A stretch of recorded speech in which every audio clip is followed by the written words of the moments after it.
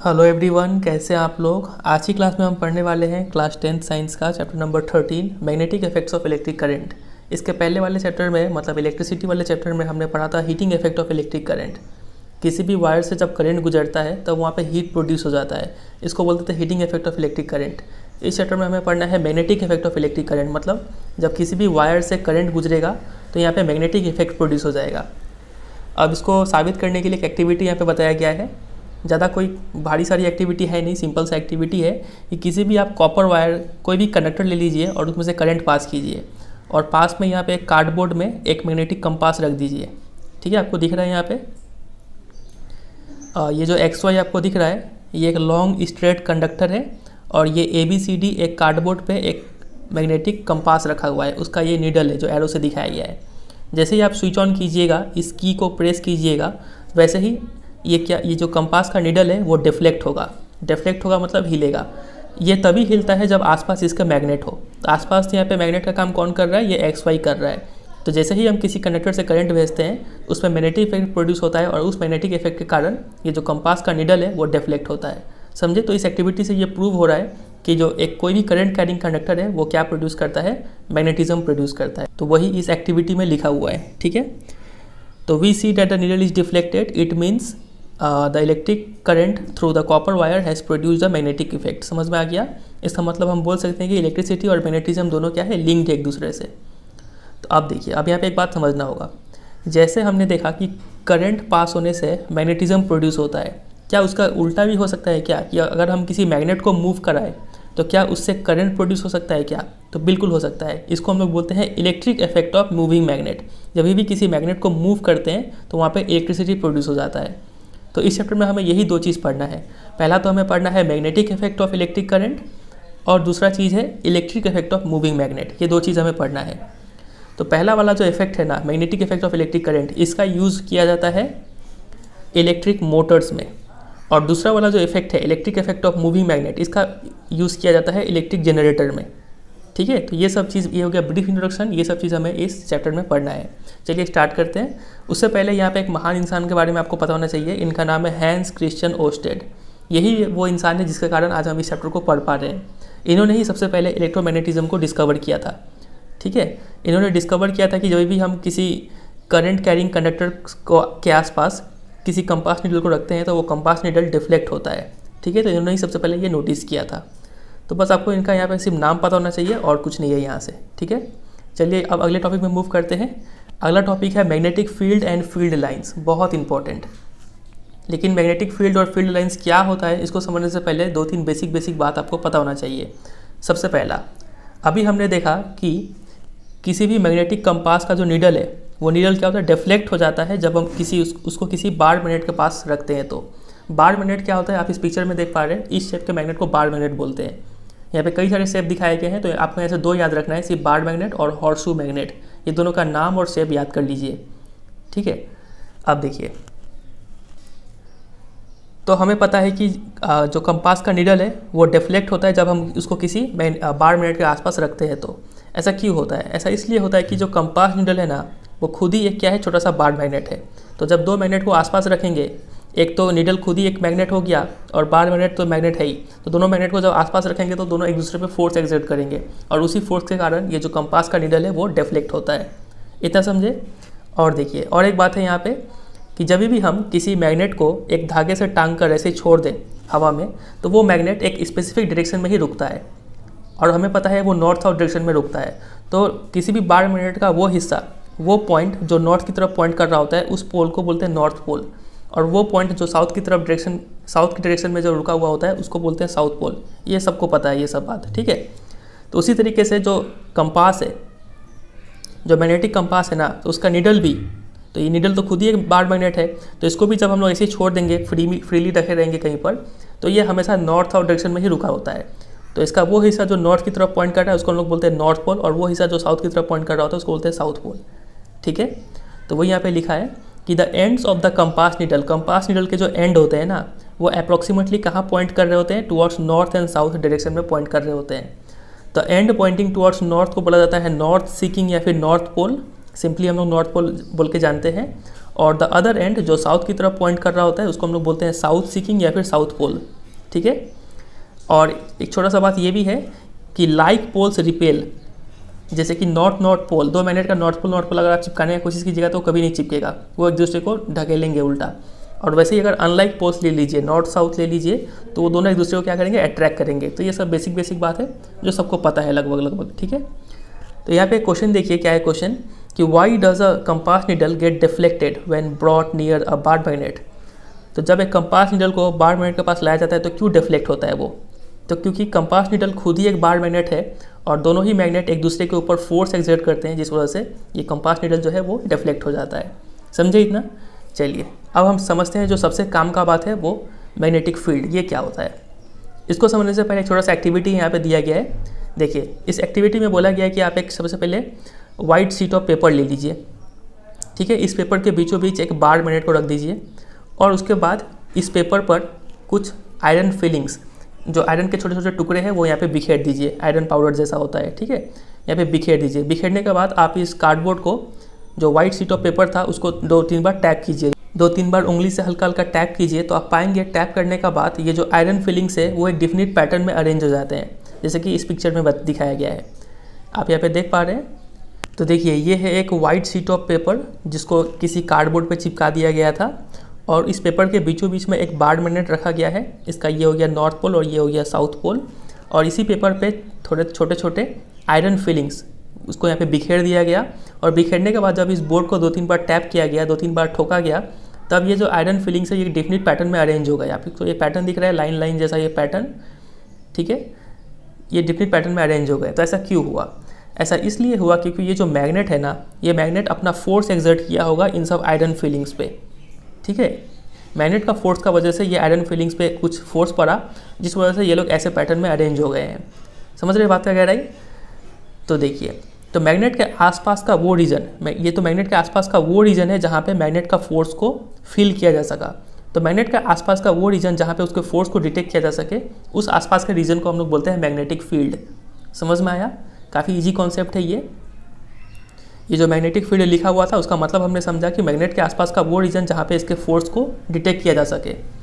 तो वही यहाँ पे लिखा हुआ है, the magnet exert it influence in the region surrounding it. अपने आसपास के रीजन पे अपना वो इन्फ्लुएंस एक्सर्ट करता है। इसी वजह से आयरन फिलिंग्स पे एक फोर्स पड़ता है और इसी फोर्स के कारण वो आयरन फिलिंग्स अरेंज हो जाते हैं एक पैटर्न में। तो इसका डेफिनेशन अब यहाँ पे ये आ गया कि the region surrounding a magnet in which the force of the magnet can be detected is said to have a magnetic field. समझ में आ गया? मैग्नेट के आसपास का वो रीजन जहाँ पे मैग्नेट का फोर्स फील किया जा सके या फिर डिटेक्ट किया जा सके, उस रीजन को बोलते हैं मैग्नेटिक फील्ड। और ये जो आप लाइन देख रहे हैं ना यहाँ पे, जिस पैटर्न में अरेंज हुआ है, ये सब स्पेसिफिक लाइंस जो बना हुआ है आयरन फिलिंग से, यही लाइंस को हम लोग बोलते हैं फील्ड लाइंस या फिर मैग्नेटिक फील्ड लाइंस। समझे? तो ये यहाँ पे लिखा हुआ है, the lines along which the iron filings align themselves represent magnetic field lines. तो ये सब है मैग्नेटिक फील्ड लाइंस। अब आप सोच रहे होंगे कि ये क्या फील्ड लाइंस बनाने का यही तरीका है क्या? तो नहीं, ऐसा नहीं है। ये फील्ड लाइंस हम लोग किसी और तरीके से भी बना सकते हैं। अब वो तरीका अब हमें देखना है, इस एक्टिविटी में बताया गया है। तो देखिए, इस एक्टिविटी में बताया गया है कि हम कैसे मैग्नेटिक फील्ड लाइंस बना सकते हैं बिना आयरन फिलिंग्स के हेल्प से, ठीक है। तो इस एक्टिविटी में कुछ ऐसा चीज़ बोला गया है। सबसे पहले बोला गया है कि आप एक बार मैग्नेट को ले लीजिए, आप एक बार मैग्नेट को लीजिए और उसका एक वाइट शीट ऑफ पेपर पे आउटलाइन बना लीजिए, ठीक है। मान लीजिए ये एक बार मैग्नेट है और इसका आउटलाइन हमने ऐसे बना लिया। ये इसका नॉर्थ पोल है, मान लीजिए ये इसका साउथ पोल है। फिर एक बोला गया है कि इसमें एक मैग्नेटिक कंपास ले लीजिए, इसका ये है नीडल, ठीक है, नॉर्थ साउथ वाला। तो ये मैग्नेटिक कंपास को इसके नॉर्थ पोल के पास लाइए। तो जब आप इसको यहाँ पे रखेंगे तो आपको पता है ये चूँकि नॉर्थ है तो इसका जो, ये भी खुद भी तो एक बार मैग्नेट है, तो इसका जो साउथ पोल है वो इसके तरफ अट्रैक्ट होगा। तो ये ऑटोमेटिक इस तरीके से अरेंज होगा कि साउथ पोल, मान लीजिए इसका नीडल है तो साउथ इस तरफ होगा, नॉर्थ इस तरफ होगा, ठीक है। ऐसे करके बोला गया रखने के लिए। और फिर बोला गया है कि कंपास का जहाँ पे नॉर्थ पोल है वहाँ पे एक डॉट दे दीजिए और जहाँ पे साउथ पोल है वहाँ पे एक डॉट दे दीजिए। फिर ये कंपास को उठा के ऐसे रखिए कि ये जो साउथ पोल है अब यहाँ पे आ जाए और नॉर्थ पोल आगे चला जाए। समझ रहे? कंपास को उठा के फिर यहाँ पे रख देंगे तो यहाँ पे एक डॉट और मिल जाएगा और एक डॉट तो यही रहेगा। समझ रहे? फिर ऐसे करके आप पैटर्न बनाते जाएंगे तो ऑटोमेटिक ये लाइन जो है ये घूर के यहाँ से आके यहाँ पे साउथ पोल में एंटर कर जाएगा। समझ रहे हैं? ये आप यहाँ पे देखिए डायग्राम में, इसमें ये है एक बार मैग्नेट, ये है नॉर्थ पोल साउथ पोल, तो कंपास को यहाँ रखा गया, तो देखिए साउथ पोल नॉर्थ के पास आ गया अपने आप, और नॉर्थ पोल इधर है इसका। फिर इसी कंपास को उठा के जब यहाँ पे रखेंगे तो फिर से नॉर्थ है तो साउथ यहाँ पे आ जाएगा, ये साउथ हो गया और ये नॉर्थ हो गया। ठीक है, ऐसे करते करते मूव करते करते आप एक लाइन बना लेंगे। फिर ऐसे आप देखिए यहाँ पे साउथ है तो ऑटोमेटिक फिर यहाँ पे नॉर्थ आ जाएगा और यहाँ पे साउथ रह जाएगा। और अगर हम ये सब डॉट्स को जोड़ देंगे बाय अ स्मूथ कर्व, ठीक है, तो ये जो लाइन मिलेगा इसी लाइन को हम लोग क्या बोलेंगे, मैग्नेटिक फील्ड लाइन बोलेंगे। तो ये एक मैग्नेटिक फील्ड लाइन हो गया। ऐसे करके आप बहुत सारा यहाँ पे मैग्नेटिक फील्ड लाइन बना सकते हैं। कुछ इधर से बनेगा, कुछ इधर से बनेगा, बहुत सारा बन सकता है यहाँ पे। इतना समझे?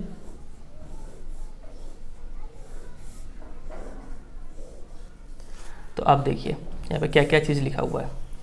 तो ये जो डायग्राम बन रहा है इसी को बोलते हैं magnetic field lines around a bar magnet. ठीक है, तो इसका डेफिनेशन क्या हो जाएगा, आपसे एग्जाम में पूछा जाएगा कि डिफाइंड फील्ड लाइंस या फिर डिफाइंड मैग्नेटिक फील्ड लाइंस। तो आपको लिखना होगा the path followed by a magnetic needle in a magnetic field is known as magnetic field line. किसी भी मैग्नेटिक फील्ड में मैग्नेटिक नीडल कौन सा पाथ फॉलो करता है उसी पाथ को बोलते हैं मैग्नेटिक फील्ड लाइन। समझे? और ये एक इमेजिनरी लाइन है, ये बात याद रखिएगा।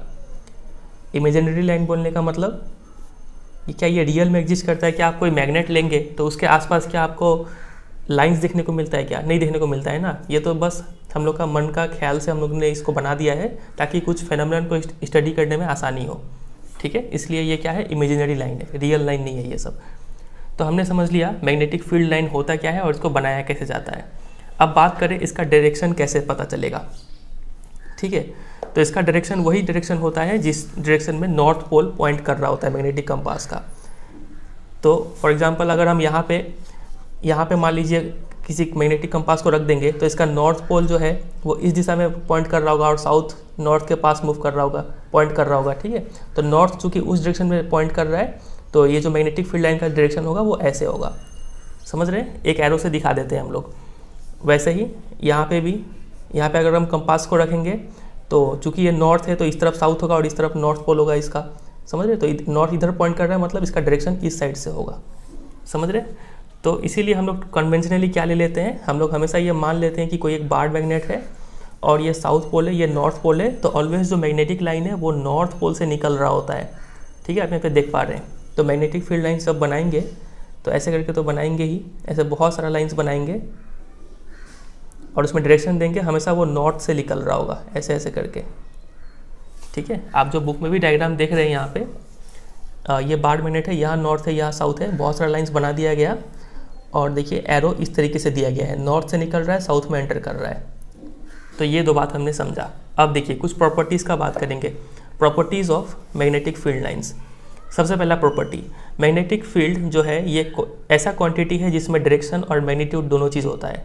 डायरेक्शन इसमें होता है, ये तो हमने समझ ही लिया कि इसका नॉर्थ से साउथ की तरफ डायरेक्शन होता है आउटसाइड द मैग्नेट, और मैग्नीट्यूड इसका वैल्यू भी होता है, इसको हम लोग न्यूमेरिकली मेजर कर सकते हैं।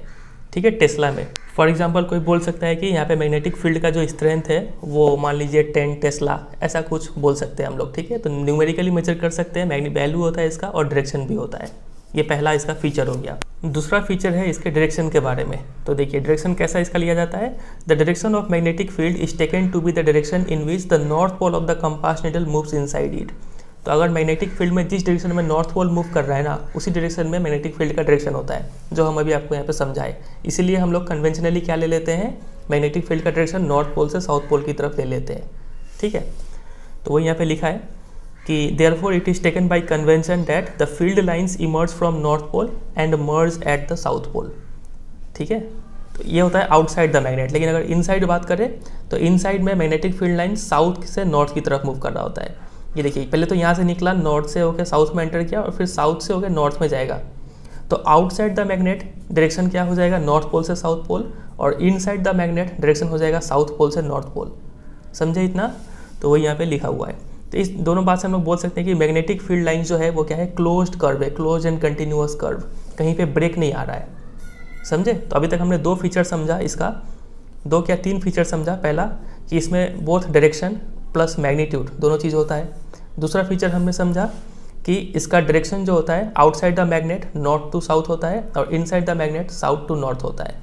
ठीक है, फिर तीसरा फीचर हम बोल सकते हैं कि इसमें जो फील्ड लाइंस है वो क्लोज्ड एंड कंटिन्यूअस कर्व है, क्लोज्ड एंड कंटिन्यूअस कर्व। ठीक है, अभी सिर्फ समझ से चाहिए क्या नोट्स बनाना है हम अभी आपको बताएंगे, कुछ यहाँ से अंडरलाइन भी नहीं करना है। ठीक है, अभी हम बता देंगे कैसे क्या अंडरलाइन करना है, क्या लिखना है, सिर्फ समझ से चलिए। अभी आप 3 फीचर हमने देखा, एक और फीचर देखिए, अब स्ट्रेंथ के ऊपर बात कर रहे हैं। मैग्नेटिक फील्ड का स्ट्रेंथ कहाँ पे ज़्यादा होगा, तो जहाँ पे मैग्नेटिक फील्ड लाइंस ज़्यादा देखने को मिले वहाँ पे मैग्नेटिक स्ट्रेंथ भी ज़्यादा होता है। फॉर एग्जांपल आप इस रीजन में देखिए बहुत ज़्यादा फील्ड लाइंस आपको देखने को मिल रहा है, फिर इस रीजन में भी बहुत ज़्यादा फील्ड लाइंस देखने को मिल रहा है।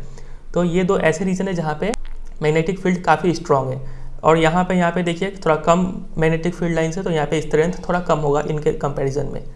ठीक है, तो वही यहाँ पे लिखा है, the relative strength is shown by degree of closeness of field lines. जितना क्लोज होंगे फील्ड लाइंस उतना ही ज़्यादा मैग्नेटिक फील्ड स्ट्रांग होगा, ये बात यहाँ पे लिखा हुआ है। ये हो गया चौथा फीचर। और 5वां feature, no two field lines are found to cross each other. बहुत इंपॉर्टेंट है, कभी भी 2 मैग्नेटिक फील्ड लाइंस एक दूसरे को क्रॉस नहीं करते हैं।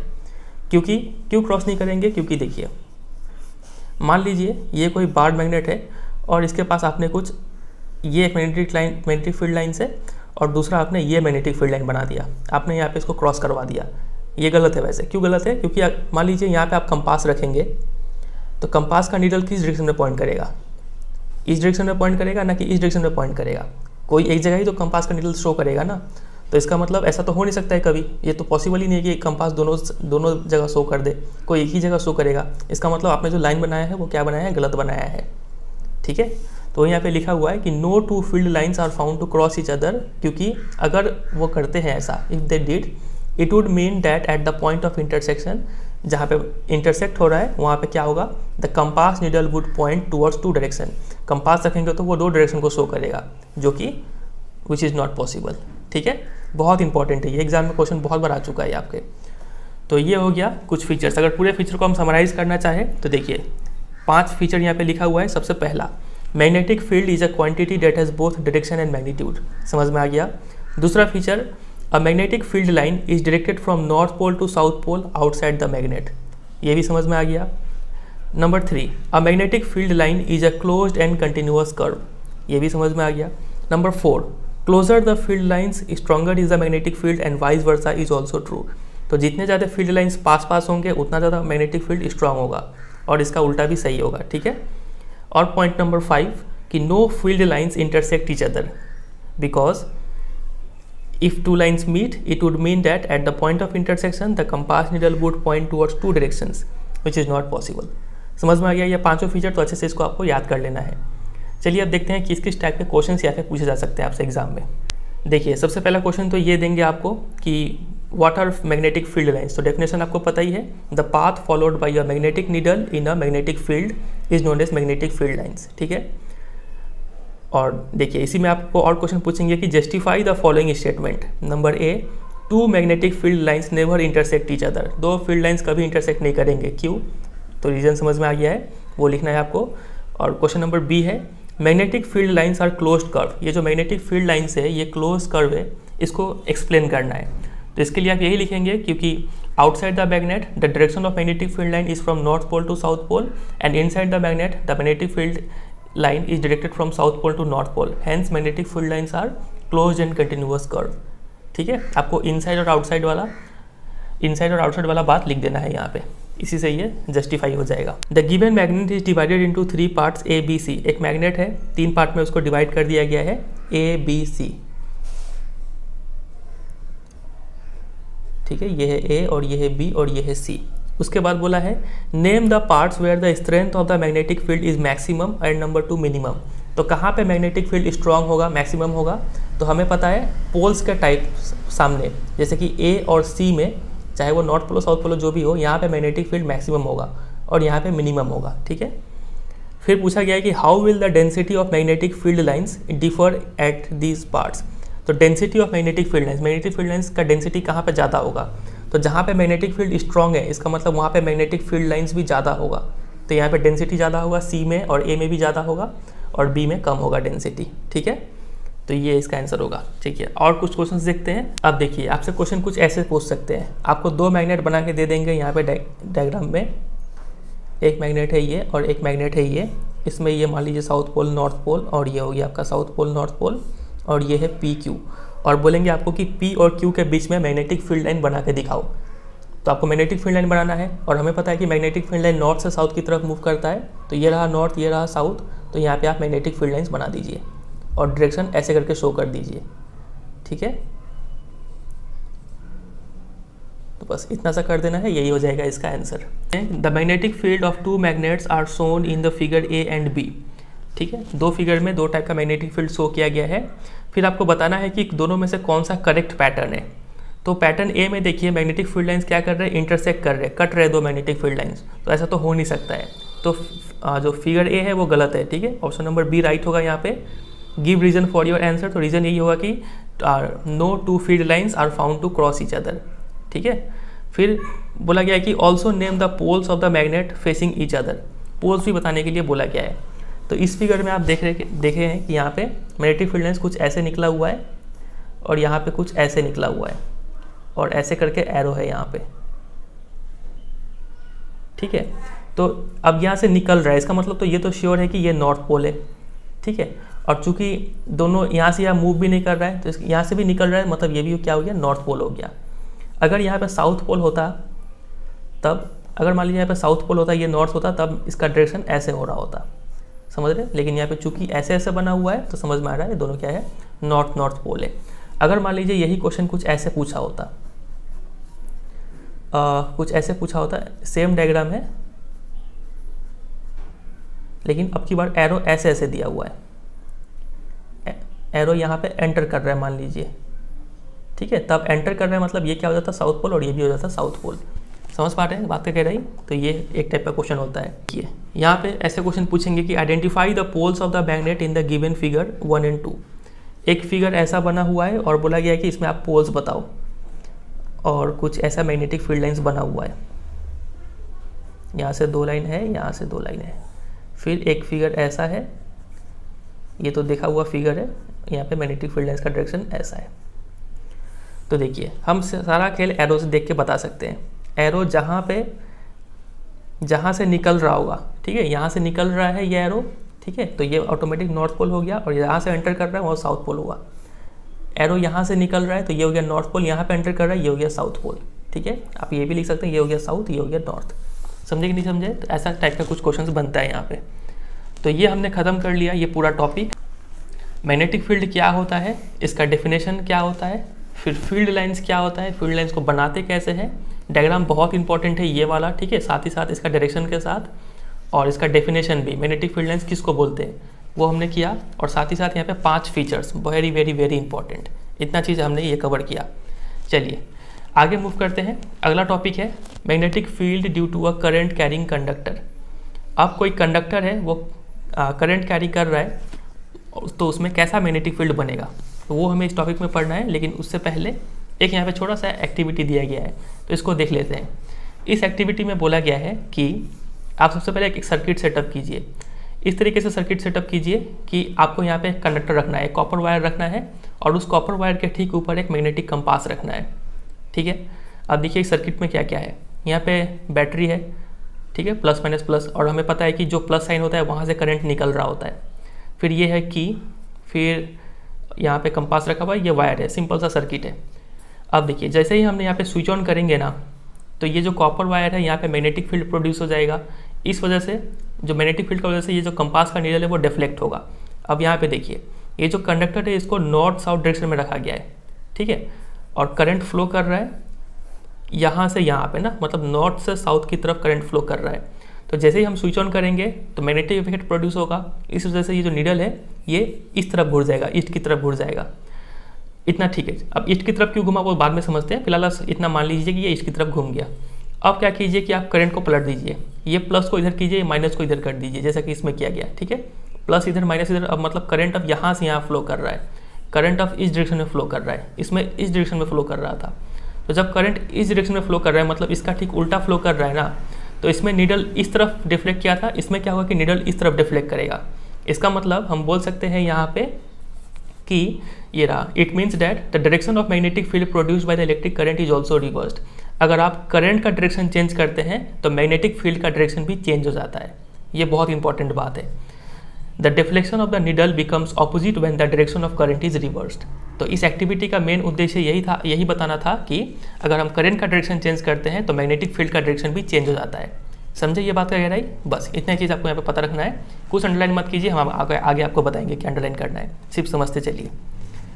अगला टॉपिक है, आप देखिए, तो जो हमारा मेन टॉपिक था magnetic field due to a current carrying conductor, कोई एक कंडक्टर है जो करंट कैरी कर रहा है, वो किस टाइप का मैग्नेटिक फील्ड प्रोड्यूस करेगा, वो जो मैग्नेटिक फील्ड है उसका पैटर्न क्या होगा, ये हमें समझना है। ठीक है, तो हम इस चैप्टर में 3 टाइप के कंडक्टर के बारे में पढ़ने वाले हैं, 3 टाइप का शेप।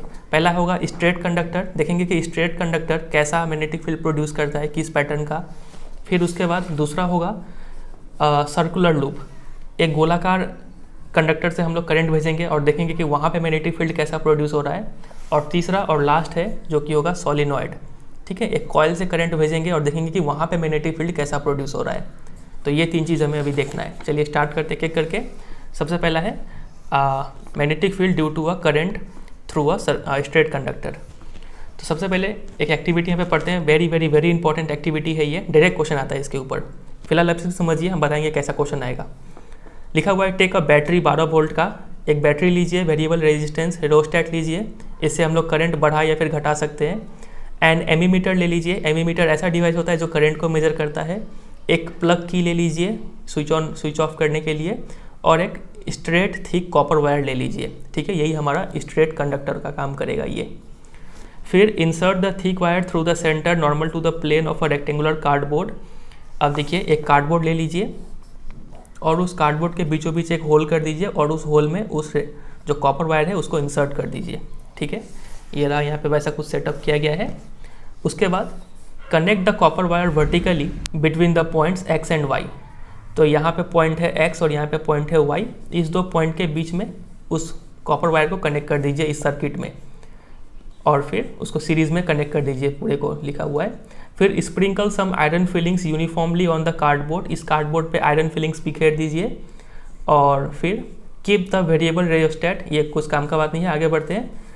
आयरन फिलिंग्स बिखेरने के बाद आप क्या कीजिए, close the key. Close the key मतलब की को स्विच ऑन कर दीजिए। इसको एक और लैंग्वेज में हम लोग बोल सकते हैं प्लग इन द की या फिर स्विच ऑन द की। ठीक है, जैसे ही आप स्विच ऑन करेंगे उसके बाद gently tap on the cardboard a few times, इस कार्डबोर्ड पे 2-3 बार टैप कीजिए, तो आप पाएंगे कि ये जो आयरन फिलिंग्स था जो पहले ऐसे ही बिखरा हुआ था, वो सब आयरन फिलिंग्स अलाइन हो जाते हैं themselves, showing a pattern of concentric circles. Concentric circles के पैटर्न में अरेंज हो जाते हैं। कॉन्सेंट्रिक सर्कल्स क्या होता है? ऐसे सर्कल्स जिसका सेंटर सेम हो। ये एक सर्कल मान लीजिए इसका ये सेंटर है, फिर और एक सर्कल इसका भी सेंटर यही है, फिर और एक सर्कल इसका भी सेंटर यही है। ठीक है, तो इन सब सर्कल्स को बोलते हैं कॉन्सेंट्रिक सर्कल्स। तो इस टाइप के पैटर्न में ना ये आयरन फिलिंग्स अरेंज हो जाते हैं। ठीक है, तो वही यहाँ पे लिखा हुआ है। तो ये कॉन्सेंट्रिक सर्कल्स क्या रिप्रेजेंट करते हैं? यही तो हमारे मैग्नेटिक फील्ड लाइन्स है। ठीक है, तो अब हमें समझ में आ गया कि कोई स्ट्रेट कंडक्टर से जब करंट गुजरता है तो वहाँ पे मैग्नेटिक फील्ड कैसा प्रोड्यूस होता है? कॉन्सेंट्रिक सर्कल्स के रूप में प्रोड्यूस होता है। ठीक है, ये हमने समझ लिया। फिर अब इसका बात है डायरेक्शन कैसे पता करा जाए। तो डायरेक्शन पता करने के लिए क्या कीजिए कि यहाँ पे आप मैग्नेटिक कंपास रख दीजिए। तो उस कंपास का नॉर्थ पोल जिस तरफ पॉइंट कर रहा होगा वही इसका डायरेक्शन होगा। तो यहाँ पे लिखा है, ये रहा, the direction of the north pole of the compass needle would give the direction of the field lines produced by the electric current through the straight wire at point P. तो जो नॉर्थ पोल का direction होगा वही इस magnetic field line का भी direction होगा। समझ गए? अब क्या बोला गया, इस बैटरी को पलट दीजिए। प्लस इधर था ना, करंट पहले इधर से गुजर रहा था, अब प्लस को इधर कीजिए, माइनस को इधर कीजिए। अब करंट को इधर से गुजारिए। तो जब करंट को यहाँ से भेजिएगा ना तो पैटर्न तो सेम रहेगा, कॉन्सेंट्रिक सर्कल ही देखने को मिलेगा, लेकिन इसका जो डायरेक्शन है, अब अगर यहाँ पे आप कंपास को रखेंगे तो कंपास का नॉर्थ पोल इस डायरेक्शन में पॉइंट करेगा। ठीक है, मतलब इसका डायरेक्शन ऑपोजिट हो जाएगा। समझ रहे? पैटर्न वही रहेगा, डायरेक्शन पलट जाएगा। तो ये तो हमें पहले भी पता है कि अगर हम करंट का डायरेक्शन चेंज करते हैं तो मैग्नेटिक फील्ड लाइन का डायरेक्शन भी चेंज होता है। इस एक्टिविटी में हमने समझा था, तो वो चीज़ यहाँ पे भी हमें प्रूफ देखने को मिल रहा है। ठीक है, तो वही इस पूरे एक्टिविटी में लिखा हुआ है। फिर यहाँ पे देखते हैं क्या लिखा हुआ है। तो यहाँ पे ये डायग्राम बहुत इंपॉर्टेंट है। ठीक है, और देखिए, a pattern of concentric circles indicating the field lines of a magnetic field around a straight conducting wire. तो यहाँ पे कंसेंट्रिक सर्कल से ये इसमें भी कंसेंट्रिक सर्कल से जो इंडिकेट कर रहा है फील्ड लाइन्स। ठीक है, और तो कुछ नहीं है। The arrow in the circle show the direction of the field lines. इसमें एक एरो है छोटा सा, ये एरो शो कर रहा है इसका डायरेक्शन। ठीक है, तो देखिए एग्जाम में इसका क्वेश्चन डायरेक्ट बनता है कि आपसे बोलेंगे describe an activity to demonstrate the pattern of magnetic field lines around a straight conductor carrying current. ठीक है, एक एक्टिविटी के जरिए बताइए कि कैसा मैग्नेटिक फील्ड लाइंस बनता है जब एक स्ट्रेट कंडक्टर करंट को कैरी करता है। तो देखिए जब भी एग्जाम में आप एक्टिविटी लिखेंगे तो ऐसा नहीं कि ये पूरा का पूरा आप छाप दिए जाके, ऐसे नहीं लिखा जाता है। एग्जाम में आप जब भी एक्टिविटी को डिस्क्राइब करेंगे तो आपको वहाँ पे 5 पॉइंट लिखना होगा। सबसे पहला होगा एम, क्या आप शो करना चाहते हैं। एम के बाद आपको लिखना होगा एपर्टस रिक्वायर्ड, ठीक है, क्या क्या एपर्टस चाहिए। उसके बाद आपको लिखना होगा प्रोसीजर, फिर उसके बाद ऑब्जर्वेशन और फिर उसके बाद कंक्लूजन। ये 5 पॉइंट होना चाहिए किसी भी एक्टिविटी में। तो एम में आप क्या लिखेंगे, एम में आप ये लिखेंगे, हेडिंग तो है यहाँ पे लिख देंगे टू शो या फिर to study magnetic field due to a current through a straight conductor. ये हो गया एम। फिर चाहिए एपर्टस, क्या क्या एपर्टस आपने लिया तो आप यहीं से देख कर लिख सकते हैं एपर्टस क्या क्या चाहिए। एक thick copper wire, straight copper wire, फिर आयरन फिलिंग्स, कार्डबोर्ड, की, वेरिएबल रेजिस्टेंस, एमीटर, बैटरी, ठीक है, वायर्स, ऐसा कुछ आप लिख सकते हैं। ये हो गया एपर्टस रिक्वायर्ड में। और फिर हमें अब लिखना है प्रोसीजर। तो फिर प्रोसीजर के लिए आप यही लिखेंगे सबसे पहले कि insert the thick wire through the centre normal to the plane of the rectangular cardboard. Normal का मतलब समझ रहे हैं ना, परपेंडिकुलर, ठीक है। ये कार्डबोर्ड है, मान लीजिए ये कार्डबोर्ड है तो इसका ठीक परपेंडिकुलर ऐसा, ये पेन का जो डायरेक्शन है 90 डिग्री का एंगल बन रहा है यहाँ पे, समझ पा रहे हैं। तो इस ऐसे करके आप उसको इंसर्ट कर दीजिए। और ये टेक केयर वगैरह ये सब नहीं लिखने का ज़रूरत है। फिर उसके बाद आप लिखिएगा connect the copper wire in series with the battery plug and की। कॉपर वायर को इससे हल्का फुल्का समझा देना है, ये पूरा डिटेल नहीं लिखना है आपको, ठीक है। फिर इस कॉपर वायर को कनेक्ट कर दीजिए इस सीरीज़ के साथ। उसके बाद स्प्रिंकल सम आयरन फिलिंग्स, इतना ही लिखिएगा। आप जरूरी नहीं है कि आप सॉल्ट स्प्रिंकलर यूज़ कर सकते हैं, ये सब लिखने का जरूरत नहीं है। सिर्फ आप लिखिए कि आयरन फिलिंग्स स्प्रिंकल कर दीजिए। और ये पॉइंट का तो एकदम ही जरूरत नहीं है। उसके बाद क्लोज द की लिखिए अगले पॉइंट में, ठीक है, क्लोज द की या फिर प्लग इन द की या फिर स्विच ऑन द की। और उसके बाद लिखिएगा gently tap on the cardboard a few times. ये हो गया प्रोसीजर। फिर जो चौथा पॉइंट है ऑब्जर्वेशन, आप क्या ऑब्जर्व करेंगे। तो ऑब्जर्वेशन में आप लिखेंगे कि the iron filings align themselves showing a pattern of concentric circles around the copper wire. ये हो गया ऑब्जर्वेशन। और लास्ट पॉइंट होगा कंक्लूजन। कंक्लूजन में आप क्या कंक्लूड करेंगे, तो 2 चीज़ यहाँ पे कंक्लूड कर सकते हैं। पहला कि ये जो स्ट्रेट कंडक्टर है ये क्या प्रोड्यूस किया, मैग्नेटिक फील्ड प्रोड्यूस किया, पहला बात। हाँ, the current carrying conductor is the source of magnetic field, ठीक है, ये हो गया पहला कंक्लूजन। और दूसरा कंक्लूजन लिखेंगे कि the magnetic field is in the form of concentric circles, ठीक है। ये 2 कंक्लूजन यहाँ पे आप देंगे। तो ये 5 पॉइंट से ये पूरा एक्टिविटी डिस्क्राइब होगा, ठीक है। बहुत इंपॉर्टेंट है, कई बार आ चुका है, तो इस तरीके से आपको तैयार कर लेना है इसको। अब देखिए यहाँ पे हमें 2 पॉइंट को नोटिस करना है। मैग्नेटिक फील्ड को हम लोग कैपिटल लेटर बी से डिनोट करते हैं, ठीक है। अब 2 पॉइंट ये है कि मैग्नेटिक फील्ड का 2 चीज़ से रिलेशन देखा जाता है। पहला तो करंट से और दूसरा है डिस्टेंस से, ठीक है। तो अगर हम किसी कंडक्टर में ना करंट को बढ़ा देंगे तो कॉमन सेंस बोलता है कि इसका मैग्नेटिक फील्ड भी क्या हो जाएगा, बढ़ जाएगा, स्ट्रांग हो जाएगा मैग्नेटिक फील्ड। तो ये हो गया पहला रिलेशन। तो मैग्नेटिक फील्ड और करंट क्या है, डायरेक्टली रिलेटेड है, ठीक है, डायरेक्टली डिपेंड करते हैं एक दूसरे पे। और अगर मैग्नेटिक फील्ड और डिस्टेंस का बात करें तो जितना हम इस कंडक्टर से दूर जाते जाएंगे उतना ही उसका जो स्ट्रेंथ है वो कम होता चला जाएगा, ठीक है। मतलब ये दोनों क्या है, इन्वर्सली रिलेटेड है, ठीक है। जितना डिस्टेंस इंक्रीज होगा उतना ही मैग्नेटिक फील्ड वहाँ पे कम होगा। तो ये 2 बात यहाँ पे लिखा हुआ है, कुछ अंडरलाइन नहीं करना है, हम आगे बताएंगे आपको, सिर्फ समझिए यहाँ पे। चलिए देखते हैं कुछ क्वेश्चंस कैसा पूछा जाएगा यहाँ पे। देखिए क्वेश्चन आपसे ऐसे पूछेंगे कि how is the strength of magnetic field near a straight conductor number 1 related to the strength of the current in the conductor.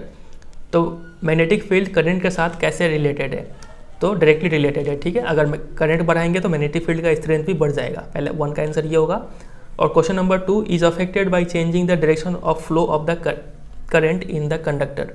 अगर करंट का डायरेक्शन चेंज करेंगे तो डायरेक्शन ऑफ मैग्नेटिक फील्ड भी क्या हो जाएगा, चेंज हो जाएगा, ठीक है। तो ये 2 आंसर यहाँ पे लिखना होगा। यहाँ पे आपसे एक और क्वेश्चन पूछ सकते थे, ये डिस्टेंस से रिलेटेड, तो कैसा रिलेशन होता है, इनवर्स रिलेशन होता है, ठीक है उसमें। चलिए अब अभी तक हमने देखा कि यहाँ पे हमें डायरेक्शन पता करना होता था तो हम लोग क्या रखते थे, कंपास रखते थे, और जहाँ पे उसका नॉर्थ पोल पॉइंट करेगा वही उसका डायरेक्शन होता था। लेकिन बार बार इतना झंझट कौन करे, क्या कोई सिंपल तरीका नहीं है क्या इसका डायरेक्शन पता करने का। तो बिल्कुल एक सिंपल तरीका है, और उस सिंपल तरीके का नाम है राइट हैंड थंब रूल। ये राइट हैंड थंब रूल क्या बोलता है, ये बोलता है कि अगर आपको किसी कंडक्टर के आसपास का मैग्नेटिक फील्ड का डायरेक्शन पता करना है तो आप क्या कीजिए कि उस कंडक्टर को अपने हाथ में पकड़ने का इमेजिन कीजिए, ठीक है, और इस तरीके से पकड़िए कि जो करंट आपका जो थंब है वो करंट का डायरेक्शन को शो कर रहा हो। मान लीजिए ये कोई कंडक्टर है और इस डायरेक्शन में करंट फ्लो कर रहा है, तो आपको राइट हैंड से पकड़ना है और इस तरीके से पकड़ना है कि आपका जो थंब है वो करंट का डायरेक्शन को शो करना चाहिए, ठीक है। तो आपका जो चारों उंगली है ना, ये चारों उंगली क्या शो करेगा, मैग्नेटिक फील्ड का डायरेक्शन शो करेगा। समझ रहे हैं आप, यहाँ पे भी देख पा रहे हैं, ये यहाँ पे थंब है, ये चारों उंगली इस तरफ से कर्ल किया है, मतलब जो मैग्नेटिक फील्ड का डायरेक्शन है वो इस तरफ का सर्कल में घूमेगा। समझ रहे हैं बात का गहराई। आप यही चीज़ को यहाँ पे भी अप्लाई कर सकते हैं। यहाँ पे ये डाउनवर्ड है, ठीक है, अगर आप इसको राइट हैंड का थंबनेल से पकड़ेंगे तो कुछ ऐसा आपको देखने को मिलेगा, ठीक है, कुछ ऐसा आपको देखने को मिलेगा और मैग्नेटिक फील्ड का डायरेक्शन कुछ इधर से होगा। समझ रहे हैं, इधर से होगा मतलब कुछ इस तरफ से मूव करेगा, ये इस तरफ से मूव करेगा, मतलब यही डायरेक्शन हमें मिल रहा है। फिर से समझे इतना, तो वही यहाँ पे लिखा हुआ है। तो इसको स्टेटमेंट में कैसे लिखेंगे, ये देखिए, imagine that you are holding a current carrying straight conductor in your right hand such that the thumb points towards the direction of current. Imagine कीजिए कि आप किसी कंडक्टर को अपने राइट हैंड में पकड़े हुए हैं और इस तरीके से कि थंब जो है वो पॉइंट कर रहा है करंट के डायरेक्शन में। तो then your finger will wrap around the conductor in the direction of the field lines of the magnetic field as shown in figure. ये इसी को बोलते हैं राइट हैंड थंब रूल। तो आपका जो फिंगर है वो जिस डायरेक्शन में उस कंडक्टर को रैप कर रहा है, पकड़ रहा है, उसी डायरेक्शन, वही डायरेक्शन होगा मैग्नेटिक फील्ड का। तो एग्जाम में आएगा तो आपको ऐसे ये तू तरक वाला भाषा यूज़ नहीं करना है, आप थोड़ा अच्छे तरीके से लिख सकते हैं। देखिए इस तरीके से कि if we hold the current carrying conductor in right hand such that the thumb points in the direction of current, then the fingers encircle the wire in the direction of the magnetic field lines। ये हो जाएगा right hand thumb rule का definition, ठीक है। तो ये लिखना है आपको, समझ में आ गया। चलिए एक क्वेश्चन को सॉल्व करते हैं। यहाँ पे लिखा हुआ है a current through a horizontal power line flows in east to west direction.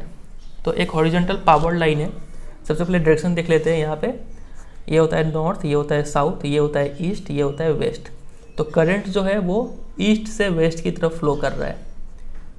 चलिए बहुत अच्छा बात है, आगे देखते हैं क्या लिखा हुआ है। What is the direction of magnetic field at a point directly below it and eight a point directly above it.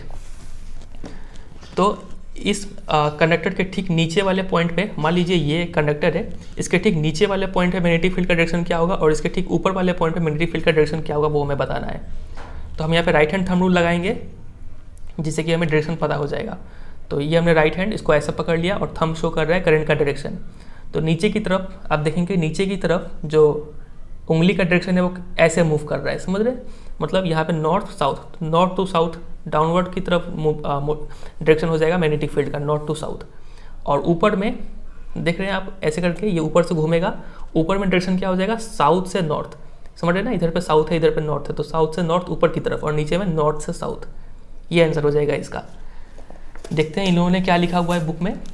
इन्होंने लिखा है the current is in the east west direction, ठीक है, तो क्वेश्चन में ही दिया हुआ है। Applying the right hand thumb rule we get that the magnetic field at any point below और above the wire turns clockwise in the plane perpendicular to the wire when viewed from the east end and anticlockwise when viewed from the west end. तो इन्होंने clockwise anti clockwise के रूप में answer दिया है। सबसे पहले तो आप समझिए कि क्लॉकवाइज एंटी क्लॉकवाइज होता क्या है। तो देखिए ये कोई ये घड़ी है मान लीजिए, तो घड़ी की ये 12 है, ये 6 है, ये 3 है, ये 9 है, तो घड़ी ऐसे मूव करता है ना, तो इस तरीके का मूवमेंट को बोलते हैं क्लॉकवाइज मूवमेंट। और इसका अपोजिट अगर कोई मूव कर रहा है तो इसको बोलेंगे एंटी क्लॉकवाइज मूवमेंट, ठीक है। तो ये मान लीजिए ये कंडक्टर था, ठीक है, ईस्ट से वेस्ट करंट फ्लो कर रहा था। अगर आप इसको यहाँ से देखेंगे ना तो मैग्नेटिक फील्ड का डायरेक्शन कैसा था, ऐसा था ना। तो यहाँ से देखेंगे तो आपको कैसा लगेगा, ये क्लॉकवाइज फ्लो कर रहा है, ठीक है, ईस्ट एंड से देखेंगे तो। और वेस्ट एंड से देखेंगे तो आपको लगेगा कि ये एंटी क्लॉकवाइज फ्लो कर रहा है। तो वही यहाँ पे लिखा हुआ है कि अगर आप ईस्ट एंड से देखेंगे तो क्लॉकवाइज दिखेगा और एंटी क्लॉकवाइज दिखेगा जब आप वेस्ट एंड से देखेंगे तो, ठीक है। तो आप ये भी आंसर दे सकते हैं और चाहे तो आप ये भी आंसर दे सकते हैं कि बिलो में कौन सा डायरेक्शन होगा, नॉर्थ से साउथ, और अबव में क्या होगा, साउथ से नॉर्थ, ठीक है।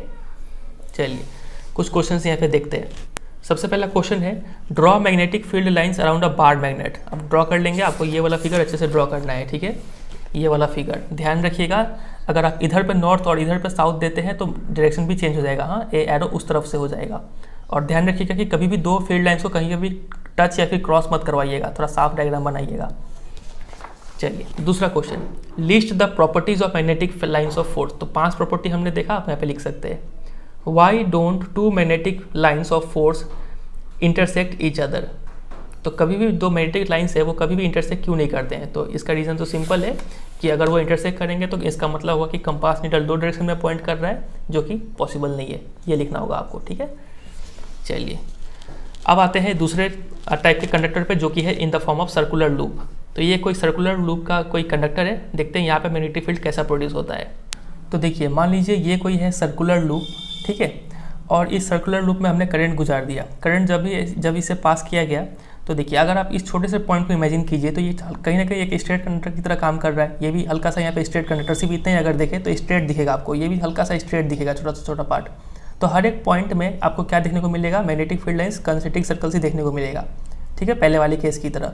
कंसेंट्रिक सर्कल्स, बहुत सारे कंसेंट्रिक सर्कल्स यहाँ पे आपको देखने को मिलेंगे, हर एक पॉइंट पे बहुत सारा कंसेंट्रिक सर्कल्स बनेगा। तो उसी टाइप का डायग्राम कुछ यहाँ पे बना हुआ है, ठीक है। अब देखेंगे कि अब देखिए इधर पे कंसेंट्रिक सर्कल्स और कंसेंट्रिक सर्कल्स और कंसेंट्रिक सर्कल्स और बहुत सारा बनते बनते बीच में बहुत सारे सर्कल्स यहाँ पे पास करेंगे, बहुत सारे लाइंस पास करेंगे। तो जैसे जैसे डिस्टेंस बढ़ता जाएगा ना तो कंसेंट्रिक सर्कल्स का साइज भी बढ़ता चला जाएगा और लगभग जब बीच में पहुँचेंगे तो लगभग ये स्ट्रेट लाइन की तरह अपीयर होना स्टार्ट हो जाएंगे, ठीक है। तो इसी शेप का यहाँ पे मैग्नेटिक फील्ड बनता है। तो वो यहाँ पे लिखा हुआ है, ये देखिए, We know that magnetic field produced by a current carrying straight wire depends inversely on the distance from it।